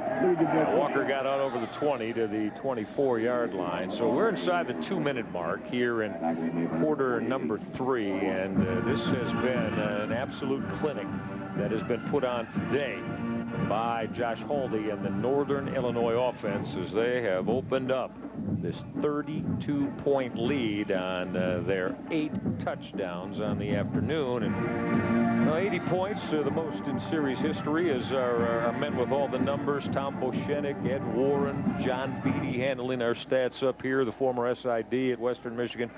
Gentlemen, the 3 of you, kudos. You've been terrific in keeping the calculator hot and active today. So here late third quarter, back to the ground game goes the Broncos of Western Michigan, and with the carry, Trevon Riley after he gave way to Mark Bond. So the starting tailback, Riley, back on in this offensive series. You know, we mentioned Joe Novak time and again, and you know the respect I have for him, but John Bond, his offensive coordinator, Sam Pittman, his offensive line coach, Greg Bauer, the tight end coach, DeAndre Smith, the running back coach, and an impressive young man that I met yesterday. What a future in football the wide receiver coach Marcus Mosley has. I don't know if you had a chance to meet him yesterday in the evening, but this is one impressive young man. Now, Joe Novak's staff has, again, we're talking about a football team that when Novak and his crew took over, we're not winners. For the first time today, that throw was dropped by that terrific tight end, Tony Scheffler, as an underneath route. And yeah, Sam Hurd, no question about it. Your Huskies are certainly sitting in the lofty perch that everybody expected. And remember, this football team was sitting at 1-2. But, Bob, they had an opportunity to beat Maryland in College Park, lost 23-20, and then lost by 7. And that one at Iowa State sticks in their craw. They really felt they should have won that football game. So this team had a chance to be 7-0. Their 2 losses by a total of 10 points. Well, as you spoke to Joe Novak yesterday, that was the first thing he talked about was that Iowa State game. Ryan Cubitt buying some time, and now he's going to take off out near that first down stick that was at the 33-yard line, the line to make, and Cubitt is very close to it on that 3rd down and 10 scramble, and we are going to get a measurement here with 59 seconds left at quarter number 3. Well, you know, I mentioned Joe Novak's offensive staff. One of the things I always say to coaches, young coaches, don't coach the position that the head coach has coached.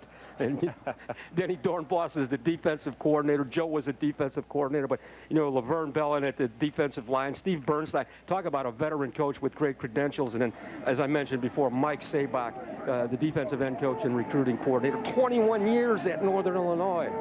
I'll give that first down on the scramble to Ryan Cubitt. Now he'll roll left and come underneath to his tight end, Tyson DeVree. And DeVree will get banged out of bounds at about the 41-yard line. So that first down hookup between Cubitt and DeVree got 7 for Western Michigan. Now, I've been to a lot of football clinics. I want to go to a clinic one day and find out how you stop the boot pass. Because we've got a clinic at boot passes from both offenses, Western Michigan as well as Northern Illinois. I think we all would agree that offensive football is so complex today, and I don't know. I wouldn't want to be a defensive coordinator in the Mid-American Conference or anywhere else trying to devise ways to shut down these explosive offenses. Now I'll go right back to that blast play on the ground. Running left side is Trevon Riley. And that is probably going to move the sticks and give Western Michigan another first down. That it will. So that clock stops momentarily. And we'll start again as we roll toward the end of this 3rd quarter. And for Western Michigan, boy, a real difficult loss to swallow last week. As we said, they had the football with inside 90 seconds left in Eastern Michigan territory, weren't able to run it out, and wound up getting beat on the touchdown throw from Matt Bonet to Eric Delorier last week. Play fake time. Cubitt going to go deep left sideline. He wants Scheffler, and that's going to be pass interference as Scheffler was jostled. Running free along that left sideline, and Northern Illinois is going to get hit for the pass interference call. Might have been Jason Hawkins, that outside linebacker. Chances are outside linebacker on a tight end. Scheffler went up for the football, and that was clearly a pass interference. Pass interference on the defense, number 22.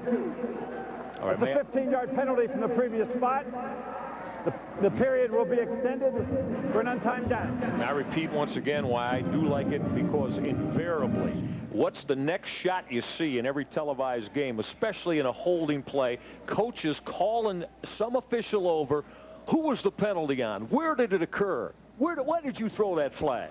Michael, are they paying these guys? They're paying these guys in the striped shirt. Run over to the coach and tell him who it was. I don't want his mom and his aunt and his grandmother and everybody else in the family to know what happened to him on television. That's a new rule that the NCAA instituted during the offseason to identify the guilty party, so to speak, is Trevon Riley. That toss sweep got 8 on that first down run for Western Michigan. You talk about coaching. We mentioned the offensive and defensive staff from Northern Illinois, and what a great conference to coach in. It is. That was an untimed play after that penalty. 3/4 of the books, 56-24, Northern Illinois. Come on back. 4th quarter next. So tell me again why shrimp makes sense at Buffalo Wild Wings. I want to be a part of something great. And no offense, but your menu's more than chicken. I'd go great with your 12 sauces, and I'll work my tail off. Yeah, welcome aboard. Put her there. Oh. Sorry. Introducing popcorn shrimp. With a light peppercorn garlic breading, it's served with your favorite sauce. Try it with an ice-cold Coca-Cola. Yeah, good luck. Now. Honey, are you sure Eric's okay without a sitter? Listen, we talked about this, right? He's getting older. He's a good kid. We've raised him the right way, taught him good values. Besides, he still doesn't know the password.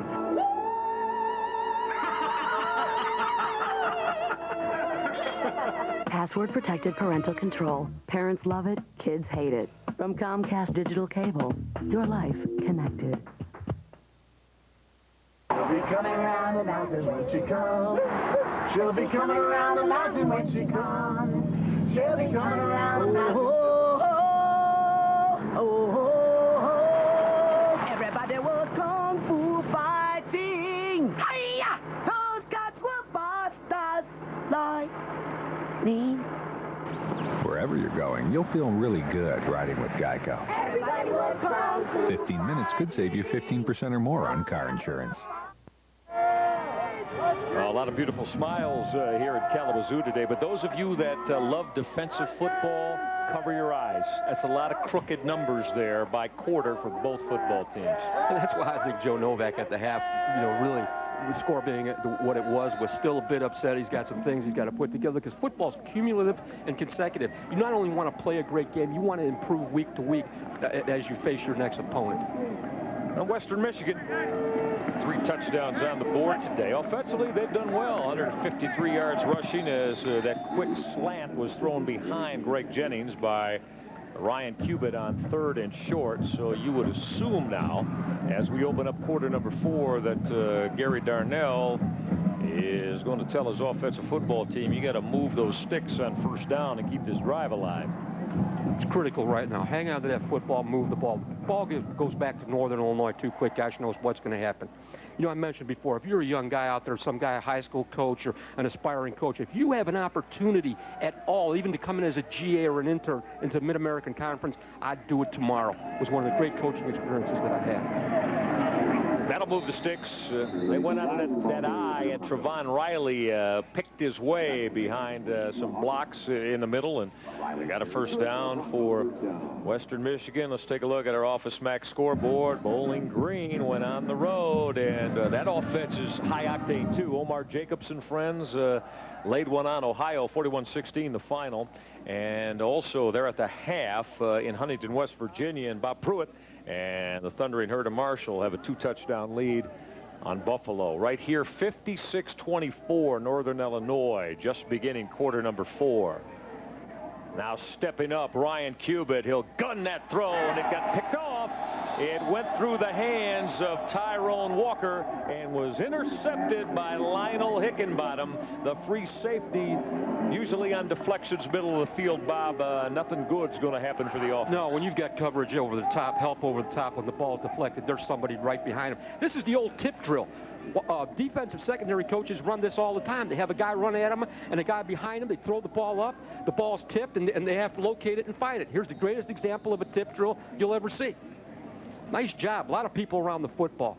That's called pursuit. You pursue even if it's a pass play. You want to get 11 of those Husky helmets around the ball carrier every single time. Great job of pursuit. Well, Lionel Hickenbottom, that free safety on the interception. And now we've got some wholesale changes for the Huskies of Northern Illinois as Phil Horvath is in here to open up the 4th quarter. So Josh Haldi and his 6-touchdown pass day evidently complete now. And the sophomore Phil Horvath will take over, the 6'2", 200-pounder, and he quarterbacked this football team to 2 of their wins in Josh Haldi's absence while he was recovering from injury this year. Just when you get into a score like this, you have the opportunity, the luxury, even though the score is 56-24, you've got a chance to put some guys in and give them some playing time and a game experience. Well, 22 throws, 50 completions, 6 of them go into the house for touchdowns. Just one off the Northern Illinois record.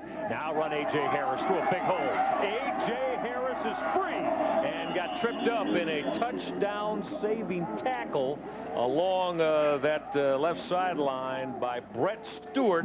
The sophomore Rover, or Harris, was headed to the end zone for 6. Big-time lateral seam in that line. That comes as a result of a really great block by Jake Verstrate.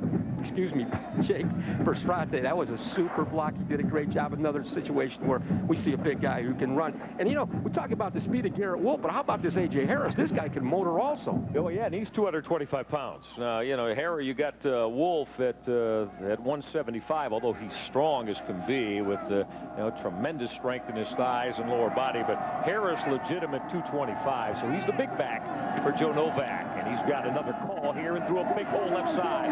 Harris will break a tackle.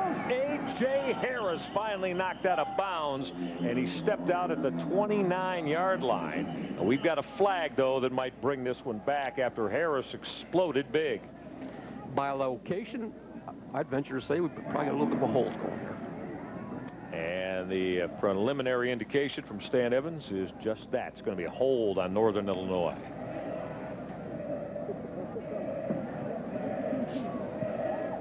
So the big run from Harris will get negated as referee Stan Evans will give you the call. Holding on the offense.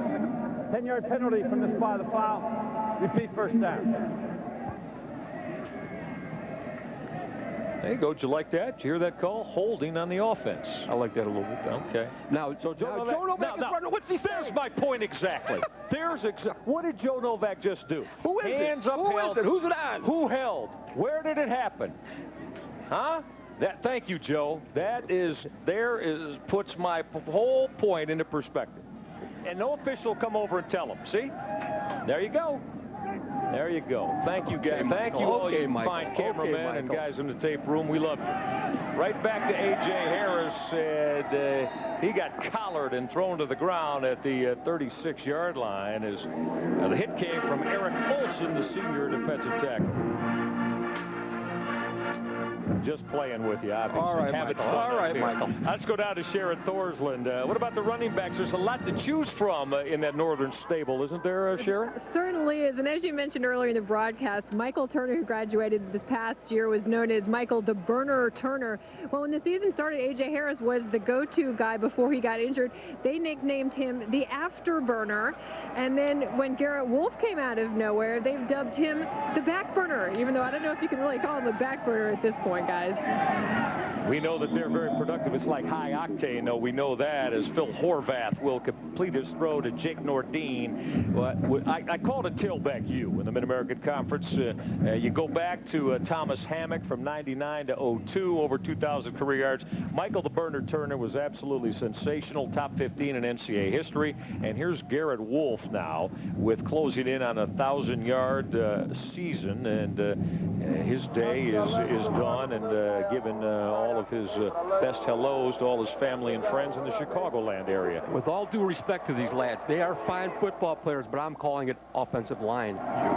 They've done a tremendous job trying to set up screen left side, and that Western Michigan defense had that red as Phil Horvath wanted to find A.J. Harris. So Garrett Wolfe, who exploded for 4 touchdowns last week, there it is, almost a little bit over 9 yards per toe to the football and into the end zone once today. I had a chance to talk to this young man yesterday, and they were running patterns out here, loosening up in the evening, and that what a phenomenal athlete, and what an upbeat, great young man.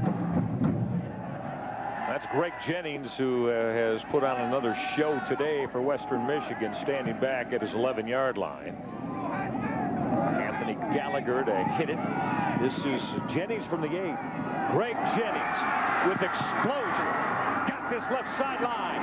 Greg Jennings inside the 20. See you later. Touchdown, Western Michigan, on the 92-yard touchdown return from Greg Jennings as he went to the house in a big hurry. Just an unbelievably great return. We talked about landmarks for the punting team. They should spread the field. He finds a lateral seam. Watch right here as he breaks to the outside, ball's in the right hand, switches it to the left hand, and explodes down the sideline. That's great coaching. A lot of guys would keep that ball in harm's way in the left hand. You want it on the right hand. You want it in the left hand, so if you get bumped, that ball goes out of bounds. That right there, those are the little things that pro scouts will be watching for. Well, another opportunity to add a point after touchdown from Robert Menschinger, and he'll do that. Greg Jennings. We told you, Jennings and Dan Sheldon of Northern Illinois, they are just dynamic every time they get an opportunity. You take a look at it from the end zone. Jennings went to the zone.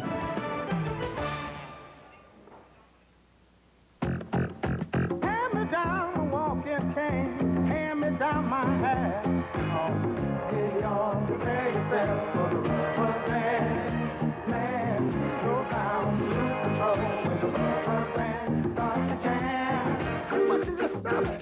think we can stand. So much rhythm, grace, and debonair from one man. Oh, rubber band man, get down, brother. Thanks, Mom. My kids play hard. That's why they love Capri Sun Sport. It helps rehydrate to keep them going. So after this, they can carry their own stuff. Capri Sun Sport. It's liquid fuel. Isn't it nice how we all bring a little something different to the table? Crystal Light. 14 refreshing flavors, just 5 calories. Enjoy life one sip at a time.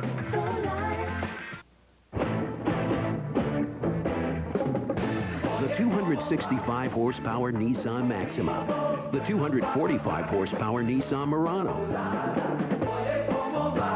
Performance, style, quality. 2 vehicles in perfect harmony. Get $1,500 cash back or 1% financing on Maximas and $1,000 cash or 2% on Muranos. Music to your ears. Well, you like the fact that Western Michigan continuing to play. Greg Jennings' second longest punt return in Bronco history.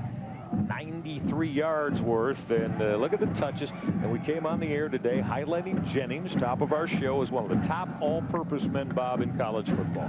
Well, you know, you mentioned him continuing to play hard. There'll never be quit in a Gary Darnell football team. I don't care what the score is. You know, Jennings is emblematic of what's going on in this conference right now. These are guys in the Mid-American Conference that can play in any conference in the country. This is no longer a mid-range conference. This is a big-time football conference that has produced some great football players. Well, Northern Illinois to get their hands on the football yet one more time. This is A.J. Harris now back near the goal line, and will come out over the 25-yard line. How about a peek at the workload today for Greg Jennings of Western Michigan? This young guy, you know, talk about a guy who can do it all. I've actually seen him go downfield and make great play. He's going under coverage. He's beating coverages to the outside. He's catching the fade route at its high point. He is what I would refer to as the total package. Great faking, great route running. And then we look at this play right here. Just look at the shake on him. I mean, he leaves 4 or 5 guys in his path that actually had an opportunity to tackle him. Then I like that little thing at the end. Doesn't seem like a big deal. Took the ball from the right hand, put it in the left hand. Guy's a football player. A lot of smiles from Greg Jennings. So Phil Horvath now at the throttle, running the offense of Northern Illinois. Garrett Wolfe, the talented sophomore back. And well, you look at the touchdown catches. We said Eric Delorier, he helped beat Western Michigan last week. But a lot of great receivers in this conference. Lance Moore, Michael Larkin, 2 of the best, along with Greg Jennings and Eric Delorier. Well, you mentioned Eastern Michigan. Jeff Jennings has done a nice job over there. Really He's has. installed a completely new offense, a completely new defense, and I like his recruiting theory.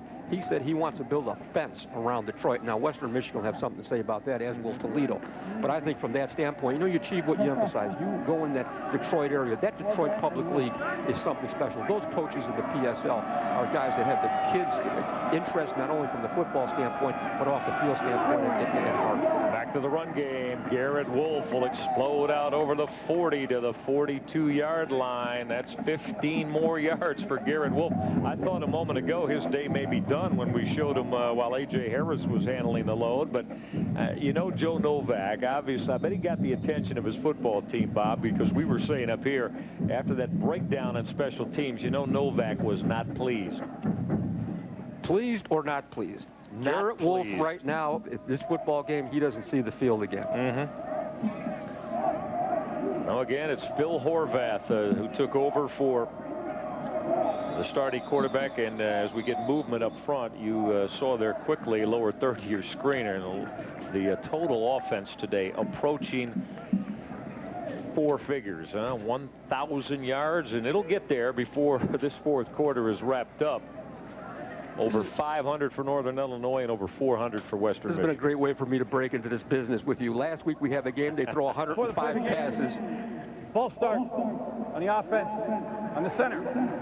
5-yard penalty, still first down. You're going to see a lot of offense in the Mid-American Conference. These offensives are very sophisticated, and the head coaches, offensive coordinators in this league have done a marvelous job.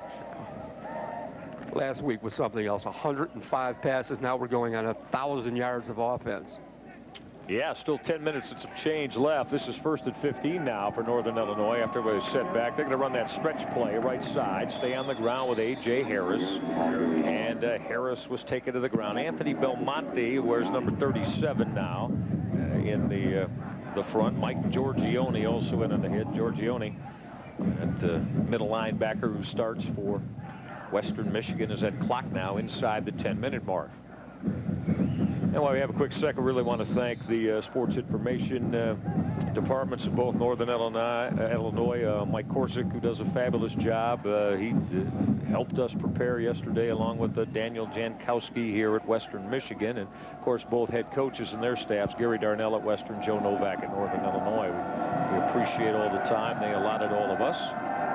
A.J. Harris will get the call, and Harris got rolled to the ground as he came over the 35-yard line. And so now working on that run game and trying to keep that clock moving is Joe Novak. Indeed. I don't see Joe throwing the football downfield anymore in this game, or if he does, perhaps throwing for a first down.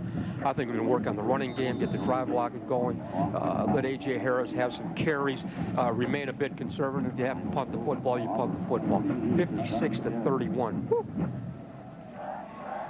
That's going to bring up 3rd down and very long, 3rd and 15. You may see it go up top here and try to keep this drive alive. A couple of wides down here, and on the roll is Horvath. Horvath will come underneath. He's got Sheldon in open space. Look out. 1st down and more. And Sheldon showing his speed and finally got dragged down at the 18-yard line as just ultra quick before Brett Stewart got him contained on that 3rd and 15 throw and catch. Well, this is one of these deals where it turns out to be kind of a possession route, but because of his athleticism, he brings the ball back across the field and makes it into a long gainer. That's a route where you initially where you want to move the sticks, but if you've got a yards after catch guy like him, anything's possible. Anything's possible to happen. That's why I always talk about defenses. Keep the football inside and in front of the defense. 214 yards on that reception. Wow. Whoa, with 35 yards per catch. Incredible. Back to the run game. A.J. Harris trying to step out of a tackle and was not able to shake free. But Harris now down in that red zone inside the 15-yard line on that 1st down call as the Western Michigan hit came from Chad Feldposh, who is in the football game now. You know what this does? I mean, you get a bunch of young guys to play. You know what this does for morale? These guys will be on the scout team next week on Monday and Tuesday. They'll think they're all Americans. That's when you get in a situation like this and you let guys get a chance to play. That's something special, especially older guys who aren't starters. So after A.J. Harris got 5, call it 2nd and 5. With that Cieslak of the tight end, trying to get that seal block as Harris got drilled as he carried the football off the right side. That was Paul Mersch, that close to 300-pound junior we talked about, as we roll inside the 7-minute mark now before this next snap, as A.J. Harris getting the bulk of the big back down here in the red zone for Northern Illinois as well, the Huskies are trying to go over the 60-point mark here on this drive past the midway mark of quarter number 4. I'll tell you one thing. These defensive linemen, they will know that they were in a football game today, as will the offensive line, for both sides of the ball. A game of this length with these types of scores, these big guys, I mean, a lot of the skill guys are track guys, basketball guys, and that, but these big guys are running on every single play. Run that stretch play again, trying to follow the blocks of the left side of the offensive line with A.J. Harris, and he was taken down by Nick Melcher. Melcher, who plays the defensive end spot.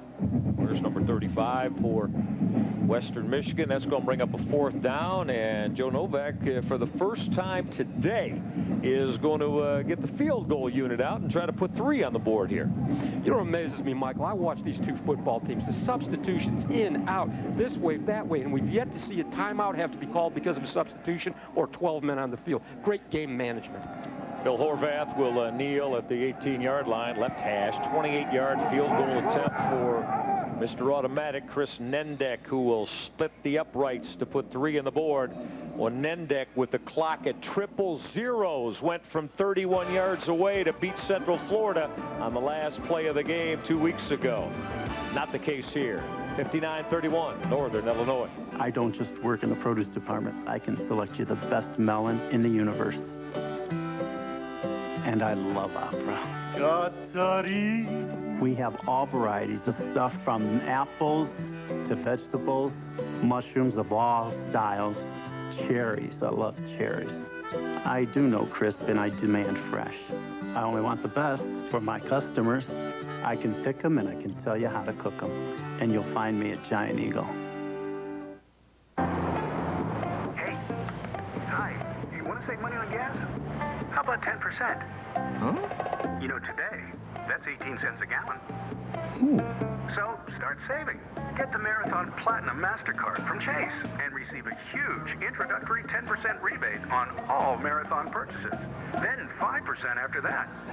Here's an application. Sure. Thanks. I gotta go. I need it on pump 5. Now, the hunt is on.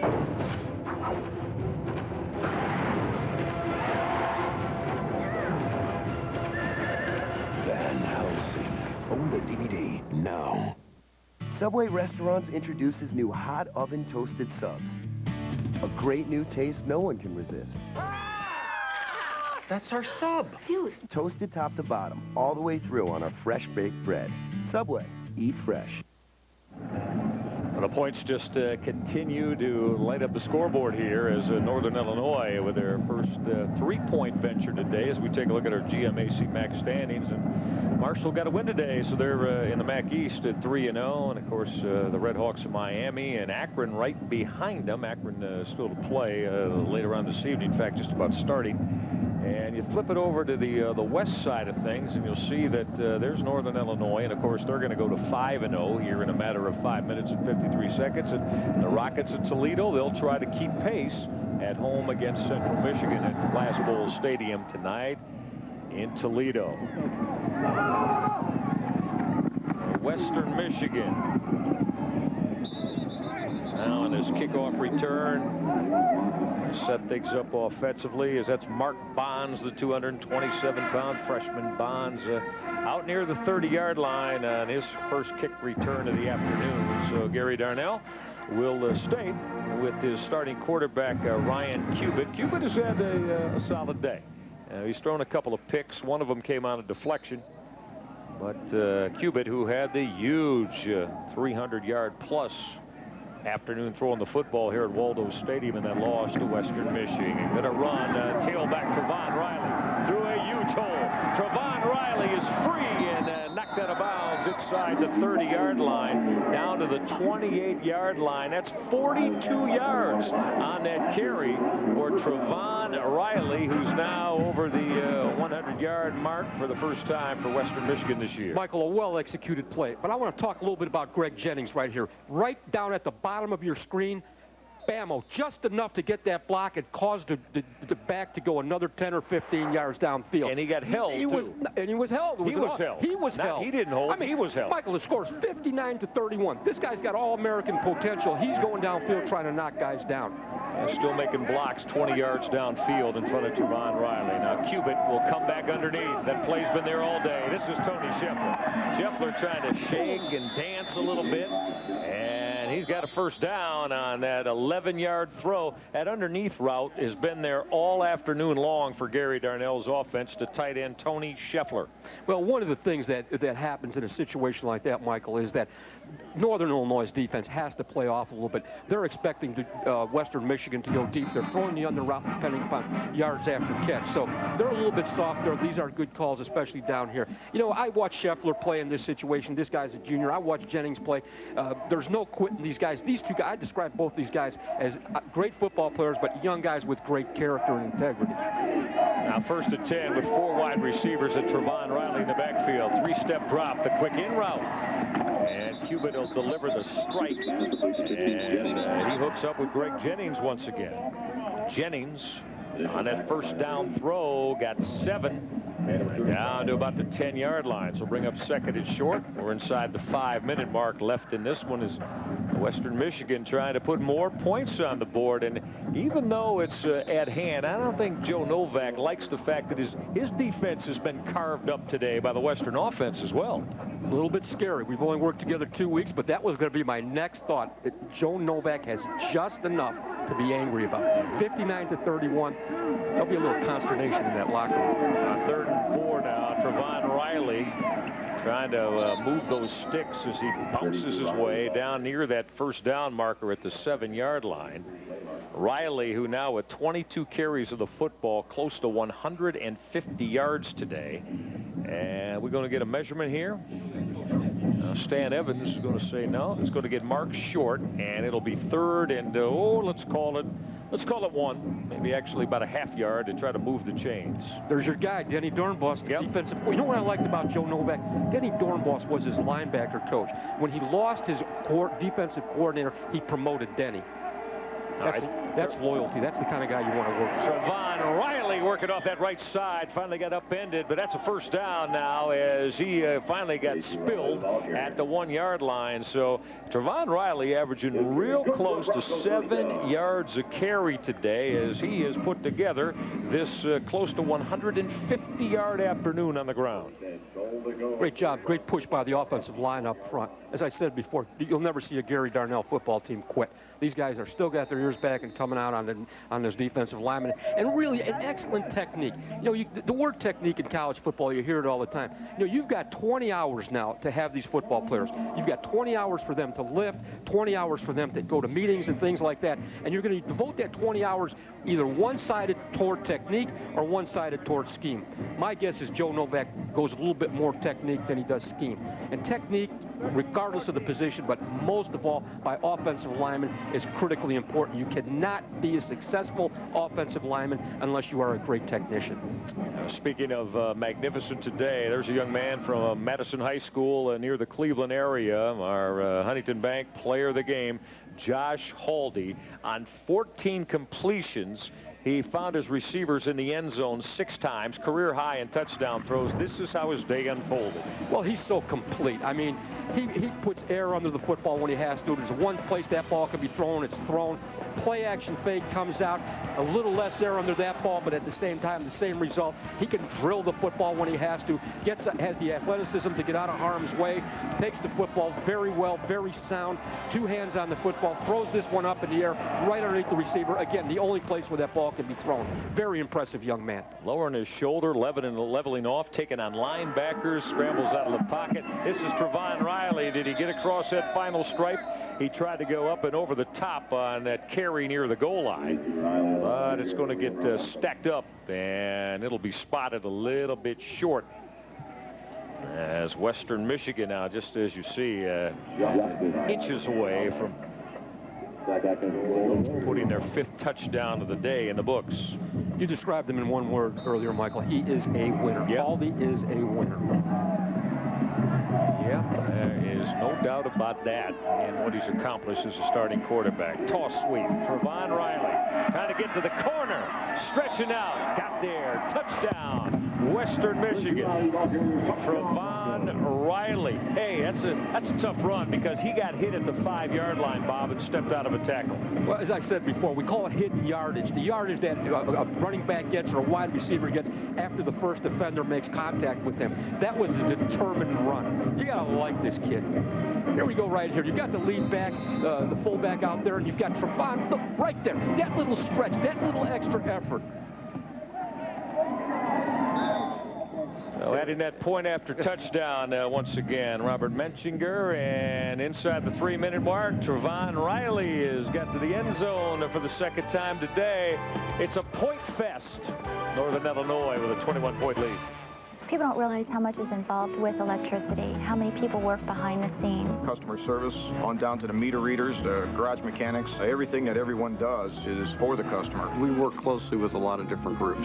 We take care of people's problems. When people are out of lights, we get them back on as quick as possible. These people are the best people you're ever going to meet. We may all have differences of lifestyles, but it seems like when starting time hits and we hit the trucks and we go to the field, everybody is on one team. The drive is on for the 2004 MAC Football Championship game. Thursday, December 2nd at Detroit's Ford Field, home of the Detroit Lions and Super Bowl 40. Get ready for some MAC Motor City mayhem as the beasts of the East meet the best in the West at a neutral site for the first time to decide the league title. Get your tickets now at the Ford Field box office or through Ticketmaster. The 2004 MAC Football Championship. It's a whole new ball game. Listen up, lug nuts. It's pop quiz time. What happens to an engine with too much friction? I'll tell you, it loses power. So you want to reduce friction, right, Tinkerbell? This is Quaker State, engineered to reduce friction and deliver peak performance. Because too much friction, touchy little gearhead, ain't he? Nice haircut. Quaker State Peak Performance. Try Quaker State Winter Oil for easier startup and improved performance all winter long. Mid-American Conference football being brought to you today by Marathon and American Company serving America. They are a proud sponsor of the MAC football game of the week. Great to have you along this afternoon out of Kalamazoo, Michigan. Our producer, Greg Logan. Our director, Jim Dodano. Sharon Thorsland, Bob Kamel. I'm Michael Regai. All of our outstanding MAC game of the week crew. Hope you're enjoying it. And again, if you like the offensive side of things, you come to the right place. That line drive shot hit a Northern Illinois up man. They got the care on, did Western Michigan. They will recover that onside kick as Jared Carter for Northern Illinois wears number 14. He got drilled by that what turned into be the Robert Menchinger onside kick, and Western's got it. You know, I'm a bit puzzled by that kick. I don't think that was an intentional onside kick. I think you're just trying to kick the ball downfield so they would have an organized return as you would if you kicked the ball deep. But it sure worked out well. I mean, there's a line drive kick. That's not an onside kick type of technique. Great heads-up play there by Western Michigan, however. There's Jared Carter. You see number 14 right near the midfield stripe on the Bronco emblem. Back to the ground game. Trevon Riley, look at him power his way through a couple of tackles. And Riley got 6 more yards, adding to his already career-high afternoon on the ground. He has been strong in the run game. Well, we were talking about fixing the running game. Gary Darnell's offense, they did that today behind this man.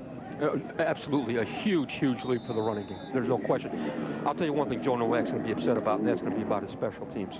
Very, very upset. Well, again, and I mean, defensively now, I mean, Western Michigan's moved the football all day long.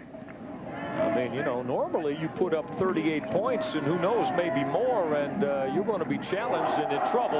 Look at that stick from out of the secondary by hard-hitting Ray Smith.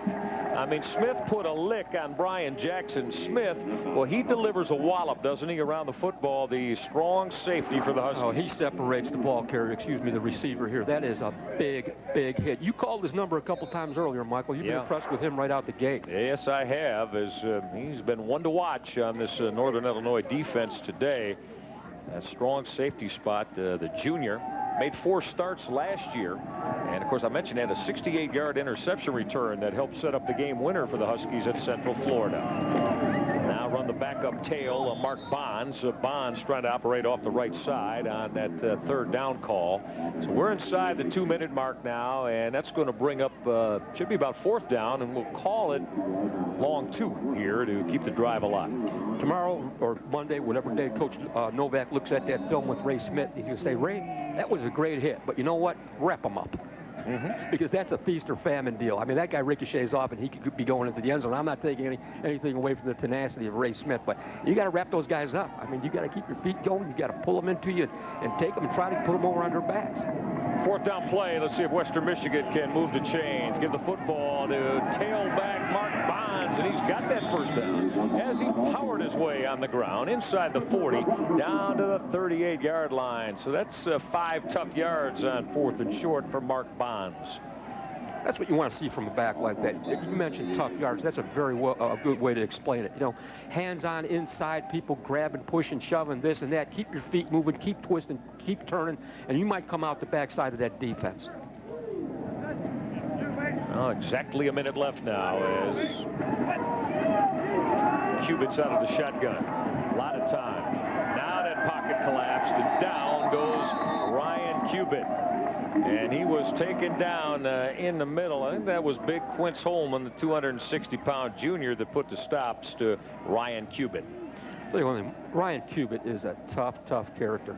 I mean, he is just an exemplary of the kind of quarterback that you want. You mentioned he's a winner. He's a tough guy. He has athleticism, has various types of touches when he throws the football. I like the guy. I mean, it's tough for a young guy to, you know, admire him that way, and he looks up at that scoreboard and it's 59-38.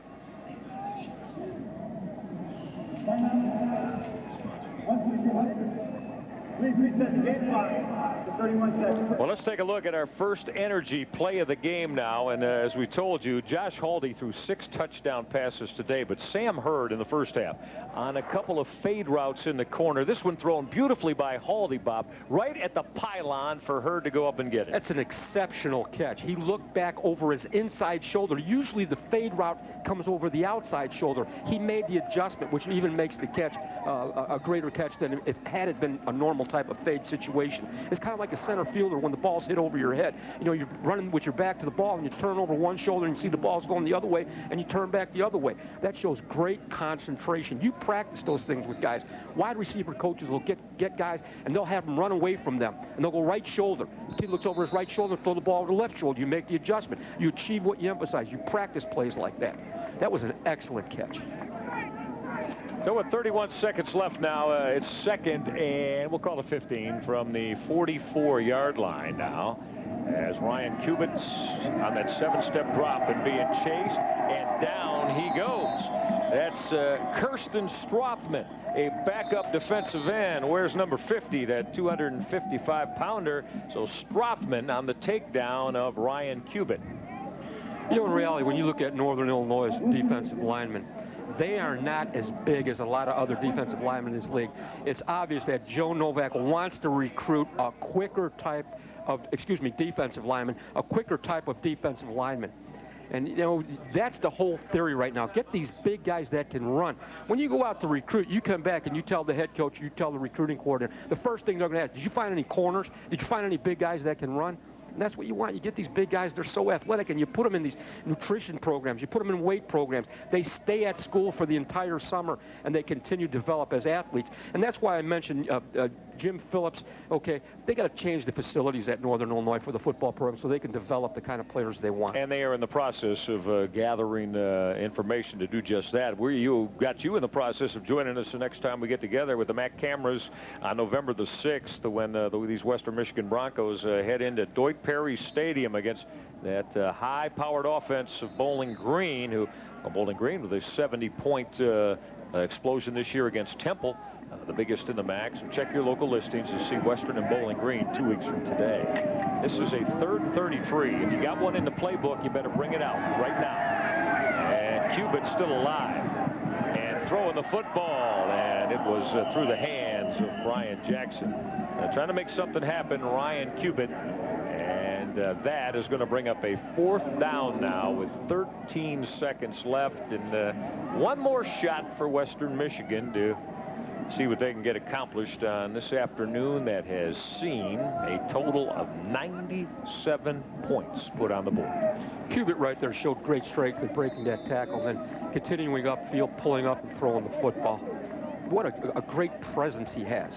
And there are a lot better days ahead for him, but even within this performance and the score the way it is, this guy's got, he's a fine football player. All right, this is 4th and 33. And rushing just 3, Northern Illinois. Cubitt's going to work underneath. We've got Mark Bonds. Bonds will try to lower his shoulder, and he got taken down at the 40-yard line, and that will create the change of possession with only 3 seconds left. And Northern Illinois Huskies are going to 5-0 in the MAC West. And they'll await to see the outcome of Toledo and Central Michigan tonight at Glass Bowl Stadium in Toledo. And 6-2 overall, and now this is a 5-game win streak for Joe Novak. And again, this football team went 10-2 a year ago, and at one time we're sitting at 8-0 and on the brink of the top 10 in this nation. But Joe Novak not looking at the scoreboard and enjoying it, more so glaring at the scoreboard. You know, there's going to be some there'll be a few problems in the locker room, and then again on Monday he wants perfection. Joe Novak wants perfection. Take that knee, and this one's over. Joe Novak in Northern Illinois now 5-0 in the MAC. Gary Darnell's Western Michigan Broncos fall to 0-5. An offensive fest today that sees Josh Haldi in Northern Illinois beat Western 59-38. We'll be right back in a moment to Kalamazoo. Hand me down a walking cane, hand me down my hat. Get on, prepare yourself for the rubber band. Man, go down, lose control when the rubber band starts to jam. Man, get down, rubber. Thanks, Mom. My kids play hard. That's why they love Capri Sun Sport. It helps rehydrate to keep them going. So after this, they can carry their own stuff. Capri Sun Sport. It's liquid fuel. Isn't it nice how we all bring a little something different to the table? Crystal Light. 14 refreshing flavors, just 5 calories. Enjoy life one sip at a time. We are back at Waldo Stadium in Kalamazoo. Josh Haldi, the young man from Madison, Ohio, nearby the city of Cleveland, all smiles, and he and Joe Novak's offense rolled up a 59-38 victory over the Western Michigan Broncos. Let's check in with Sharon Thorslin, who is standing with Josh Haldi. Sharon. All right, Josh, congratulations. Very impressive outing by the offense today. A big win for you guys. Yeah, it was. You know, it's a tough place to play for us the last couple of times we've been here, and we put it all together on offense today. And, you know, there's a lot of things we still got to work on as a team. You know, 38 points is too much, and we didn't score every time we had the ball, but we'll build on it. All right, good luck to the rest of the season. Thanks a lot. All right, back to you guys. Josh Haldi and company, and Bob Kamel, this tone was set really at play number 1 when Garrett Wolfe exploded 78 yards for a touchdown on the first time he touched from scrimmage, and that set the scene for the 59-38 win. Great performance by Northern Illinois University. And they are undefeated in the MAC at 5-0 and awaiting the outcome, as we said, of that Toledo Central Michigan game tonight. So that's going to do it from Waldo Stadium here in Kalamazoo. 59-38. Josh Haldi, Garrett Wolfe, and Northern Illinois beat Western Michigan. Join us again November 2nd, next November 6th. Next MAC game of the week is Western Michigan Broncos tangle with Bowling Green. Now for our entire crew, Sharon Thorslin and Bob Kamel, I'm Michael Reg. I hope you enjoyed it. Have a good Saturday night, everybody. So long. On Comcast Sportsnet, if you just got the scores, you didn't get the whole picture. I don't think you should ever be embarrassed when you go out there and give everything you got. Yeah, I'm embarrassed about a lot of things. And you got them in the playoffs this year, too. Oh, I'm putting the pressure on. I put them in the playoffs. He's got them the #1 seed on. That's exactly right. It came to the point where I was no longer in Detroit. Yeah, Chicago would be my first. Both got burned. Senior quarterback Josh Haldi shook off the rust when it counted most, setting the scene for a freshman to be the hero. Today, the Huskies are back in the chilly Midwest for homecoming weekend to face Central Michigan.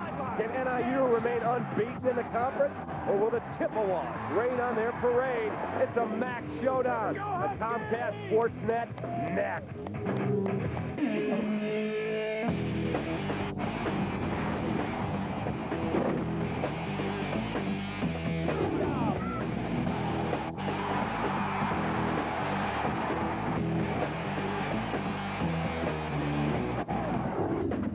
We are live at Brigham Field at Husky Stadium in windy DeKalb, Illinois. It's the Northern Illinois Huskies on homecoming Saturday, battling the visiting Chippewas, Central Michigan University.